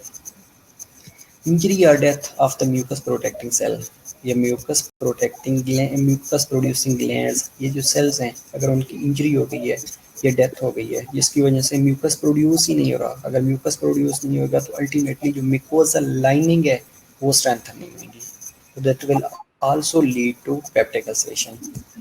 Excessive acid production in the stomach, definitely अगर एसिड HCl ज़्यादा सेक्रेट हो रहा है, other than hormone, gastrin stimulate the production of acid in the stomach. Therefore, any factor that increases gastrin production will in turn increase the production of stomach acid। तो अगर हो सकता है कि गैस्ट्रन ज़्यादा सेक्रेट होना शुरू हो गया है, अब गैस्ट्रन ने क्या किया, HCl को स्टिमुलेट किया, HCl जैसे स्टिमुलेट होएगा तो ज़्यादा से ज़्यादा HCl प्रोड्यूस होएगा, HCl प्रोड्यूस होएगा तो स्टमक के अंदर अल्सरेशन होने के ज़्यादा से ज़्यादा चांसेस होंगे। Hope so that is enough for today. तो इसकी पैथोफिजियोलॉजी लेक्चर्स में करेंगे। तो अब हम एक शॉर्ट सा रिव्यू ले लेते हैं कि लास्ट लेक्चर में और इस लेक्चर्स में हमने क्या क्या चीज़ें डिस्कस की हैं। वेल इससे पहले जो हमने लेक्चर में चीज़ें डिस्कस की हैं उनमें कार्डियोजेनिक शॉक था, उसके अलावा हमने डिस्ट्रीब्यूटेड शॉक के बारे में डिस्कस किया, जिनमें एनाफिलैक्टिक शॉक के बारे में हमने डिस्कस किया, न्यूरोजेनिक शॉक के बारे में डिस्कस किया, सेप्टिक शॉक के बारे में डिस्कस किया, और एट द एंड हमने मोल्स के बारे में डिस्कस किया है। थोड़ा सा एक शॉर्ट रिव्यू ले लेते हैं। तो जो कार्डियोजेनिक शॉक था उसमें हमने ये कहा था कि जो हार्ट है वो कार्डिक आउटपुट को मेंटेन नहीं कर सकता, कार्डिक आउटपुट जब मेंटेन नहीं होगी वो उसकी काज कोई भी हो सकती है, लेफ्ट वेंट्रिकल हाइपरट्रॉफीज हो सकती हैं, कार्डियोमायोपैथीज हो सकती हैं, वेलुलर प्रॉब्लम्स हो सकती हैं, इसके अलावा हार्ट फेलियर हो सकता है, कोई स्ट्रक्चरल प्रॉब्लम हो सकता है, कोई फंक्शनल प्रॉब्लम हो सकता है। तो ये क्या कर रहे होते हैं, बेसिकली स्ट्रक्चरल प्रॉब्लम है या फंक्शनल प्रॉब्लम है तो अल्टीमेटली जो कार्डिक आउटपुट है वो मेंटेन नहीं हो रही। That was cardiogenic shock. अगर हम बात करें डिस्ट्रीब्यूटिव शॉक की तो उसमें हमने ये कहा था कि एनाफिलैक्टिक शॉक होता है। अब एनाफिलैक्टिक जो शॉक है ये दो तरह से हो सकता है, या तो IG इंड्यूस होता है या नॉन IG इंड्यूस होता है। तो ये काज क्या कर रहा होता है, मैसिव वेजोडाइलेशन होना शुरू हो जाती है, सिस्टेमिक वेजोडाइलेशन भी कह सकते हैं, कैपिलरी परमिबिलिटी बढ़ना शुरू हो जाती है, उसके रिजल्ट में जो कूलिंग ऑफ ब्लड है वो होना शुरू हो जाती है, तो अल्टीमेटली वेनस रिटर्न कम होना शुरू हो जाएगी। दूसरी कंडीशन हमने सेप्टिक शॉक के बारे में बात की है, जिसमें हमने सेप्टिसीमिया की बात की है कि बैक्टीरिया अगर ब्लड के अंदर बैक्टीरिया की कंडीशन हो गई है या कोई भी क्रोनिक इन्फेक्शंस था तो उसके रिजल्ट में क्रोनिक इन्फेक्शन की वजह से जो बैक्टीरिया था वो वहाँ पे ग्रो करना शुरू कर दिया है। उन्होंने एक्सोटॉक्सिन या एंडोटॉक्सिन रिलीज़ किया depending on the type of the bacteria present in that area. तो ये क्या करते हैं, ये जो ब्लड वेसल की इनर लेयर होती है ट्यूनिका इंटीमा उसको डैमेज करना शुरू कर देते हैं, जिसके रिजल्ट में माइक्रोविलाई प्रोड्यूस होना शुरू हो जाते हैं। उसके अलावा सर्टेन्स इन्फ्लेमेटरी मीडिएटर्स रिलीज होना शुरू हो जाती हैं, साइटोकाइंस रिलीज होते हैं, ट्यूमर न्यूक्लियोटिंग फैक्टर्स रिलीज होते हैं, इंटरल्यूकन 1 रिलीज होती हैं। तो ये अगेन वेसोडाइलेशन कॉज करवा रहे होते हैं, वेस्कुलर परमेबिलिटी बढ़ा रहे होते हैं। इसके अलावा अगर हम बात करें कि एंडोक्राइन या नर्वस सिस्टम की बात करें तो वो उनकी एक्टिवेशन होना शुरू हो जाती है, हाइपर मेटाबॉलिक स्टेट हो सकती है, और उसके रिजल्ट में ऑक्सीजन डिमांड इंक्रीज हो सकती है। तो अगेन ये ऑक्सीजन या हाइपोक्सिया की कंडीशन काज कर सकते हैं, पेयर टिश्यू परफ्यूजन काज कर सकते हैं। इसके अलावा हमने न्यूरोजेनिक शॉक के बारे में बात की। न्यूरोजेनिक शॉक में हमने ये कहा था कि स्पाइनल कॉर्ड की अगर इंजरी हो गई है जिसमें जो सिम्पैथेटिक ट्यून है वो ख़त्म हो गई है, ये सिम्पैथेटिक इनर्वेशन है वो ख़त्म हो गई है, तो उसके रिजल्ट में वेजोडाइलेशन होना शुरू हो जाएगी। और इसमें इंपॉर्टेंट चीज़ हमने एक डिस्कस की थी कि उस पेशेंट्स को जिनके अंदर न्यूरोजेनिक शॉक होएगा हाइपोटेंशन विद टैकीकार्डिया होएगा। अगर हम दूसरे शॉक्स की बात करें तो उसमें हाइपोटेंशन विद टैकीकार्डिया होता है। तो इसलिए ब्रेडिकार्डिया होएगा क्योंकि सिंपैथेटिक नर्वस सिस्टम है ये हार्ट रेट को भी कंट्रोल कर रहा होता है, हार्ट रेट को इंक्रीज करवा रहा होता है सिंपैथेटिक नर्वस सिस्टम। तो जब सिंपैथेटिक इनर्वेशन खत्म हो जाएगी तो हार्ट रेट कंट्रोल नहीं होएगा, हार्ट रेट कम होना शुरू हो जाएगा, तो that will lead to bradycardia. और ब्रेडिकार्डिया को ट्रीट करने के लिए हमने डिस्कस किया था कि पेसमेकर, एक्सटर्नल पेसमेकर के थ्रू उसको ट्रीट किया जा सकता है। उसके बाद हमने मोड्स की बात की। मोड्स में हमने ये डिस्कस किया था कि कोई हेमाटोलॉजिकल डिसफंक्शन होना शुरू हो सकता है, कोई लीवर डिसफंक्शन हो सकता है, पल्मोनरी डिसफंक्शंस हो सकते हैं, रीनल डिसफंक्शंस हो सकते हैं। तो जब ये कंडीशन एग्जिस्ट कर रही होती हैं तो उन कंडीशन को हमने मोड्स का नाम दिया था। It was about the shock and after that we have discuss about the peptic ulcer. तो पेप्टिक अल्सर में हमने जीआईटी की बात की है। तो जीआईटी जो गैस्ट्रोइंटेस्टिनल ट्रैक है ये माउथ से स्टार्ट होकर एनएस पे एंड होती है, माउथ होता है। वहाँ माउथ के अंदर जब आप खाना खा रहे होते हैं तो दो प्रोसेस हो रहे होते हैं, one is mechanical digestion and other is chemical digestion. Chemical digestion में केमिकल रिलीज हो रहे होते हैं जिनमें स्लेवरी माइलेज है स्पेशली, और मैकेनिकल डाइजेशन में जब आप चीव कर रहे होते हैं तो जो खाना है वो ब्रीक या स्मॉल पीसेस में कन्वर्ट हो रहा होता है। उसके बाद एसोफेगस में जा रहा होता है through peristaltic movement, then stomach के अंदर जाता है, स्टमक से बाद ये पाइलोरिक स्फिंक्टर ओपन होता है, स्मॉल इंटेस्टाइन के अंदर जाता है, स्मॉल इंटेस्टाइन में इसकी अगेन चर्निंग और चैपिंग मूवमेंट होती है। उसके रिजल्ट में वहाँ पे विलाई पड़े होते हैं, स्मॉल लेयर लाइक प्रोजेक्शंस होती हैं या फिंगर लाइक प्रोजेक्शंस होती हैं। वो जो खाना in the form of chyme, semi solid fluid, semi solid liquid की फॉर्म में अकमुलेट हुआ था वो वहाँ पे ऑब्जर्व होना शुरू हो जाता है। जैसे स्मॉल इंटेस्टाइन में वो ऑब्जर्व होएगा तो ब्लड का हिस्सा बनना शुरू हो जाता है। उसके बाद लार्ज इंटेस्टाइन का हिस्सा बनता है जहाँ से इलेक्ट्रोलाइट्स और साल्ट्स ये ऑब्जर्व होना शुरू हो जाती हैं और at the and anal canal तक जाता है। एनल कैनाल में स्फिंक्टर्स पड़े होते हैं जो कि प्रोसेस ऑफ डेफिकेशन को कंट्रोल कर रहे होते हैं। जैसे एनल कैनाल तक पहुंचता है तो डेफिकेशन रिफ्लेक्स ट्रिगर होती है, ये एक्टिवेट होती है, तो एट द एंड ये एनएस से एक्सक्रीट आउट करवा दिया जाता है। अब जो बेसिकली पेप्टिक अल्सर कब इंड्यूस्ड होएगी, जब हॉस्टाइल फैक्टर्स और प्रोटेक्टिंग फैक्टर्स के दरमियान इम्बैलेंस आना शुरू हो जाएगा। अब स्टमक की लाइनिंग है उसको प्रोटेक्ट करने के लिए एक तो गुड ब्लड सप्लाई रिक्वायर्ड होती है, दूसरा मिकोजल प्रोटेक्टिव एजेंट्स चाहिए होती हैं, तीसरा HCl जो नॉर्मली प्रोड्यूस हो रहा होता है दैट इज़ नॉट हार्मफुल, अगर एक्सेसिव अमाउंट में प्रोड्यूस होएगा। इसके अलावा वो पेशेंट्स जो एनसेड ले रहे होते हैं, non steroidal anti inflammatory drugs जिनमें मेनली एस्प्रिन्स हैं, तो ये जो एपिथेलियल के टाइट जंक्शन होते हैं उनको वाइड करना शुरू कर देती हैं। जैसे ही वाइड करेंगे तो वो लीक आउट होने के बाद जो HCl प्रोड्यूस होता है वो लीक आउट होने के बाद सर्कमसाइज या लोकलाइज्ड अल्सरेशन काज कर देता है, तो उसको पेप्टिक अल्सर कहा जाता है। That was about today lectures, जो कि हमने ये चीज़ें डिस्कस की हैं। तो इंशाल्लाह we will continue in next lectures. Okay, see you इंशाल्लाह नेक्स्ट लेक्चर्स।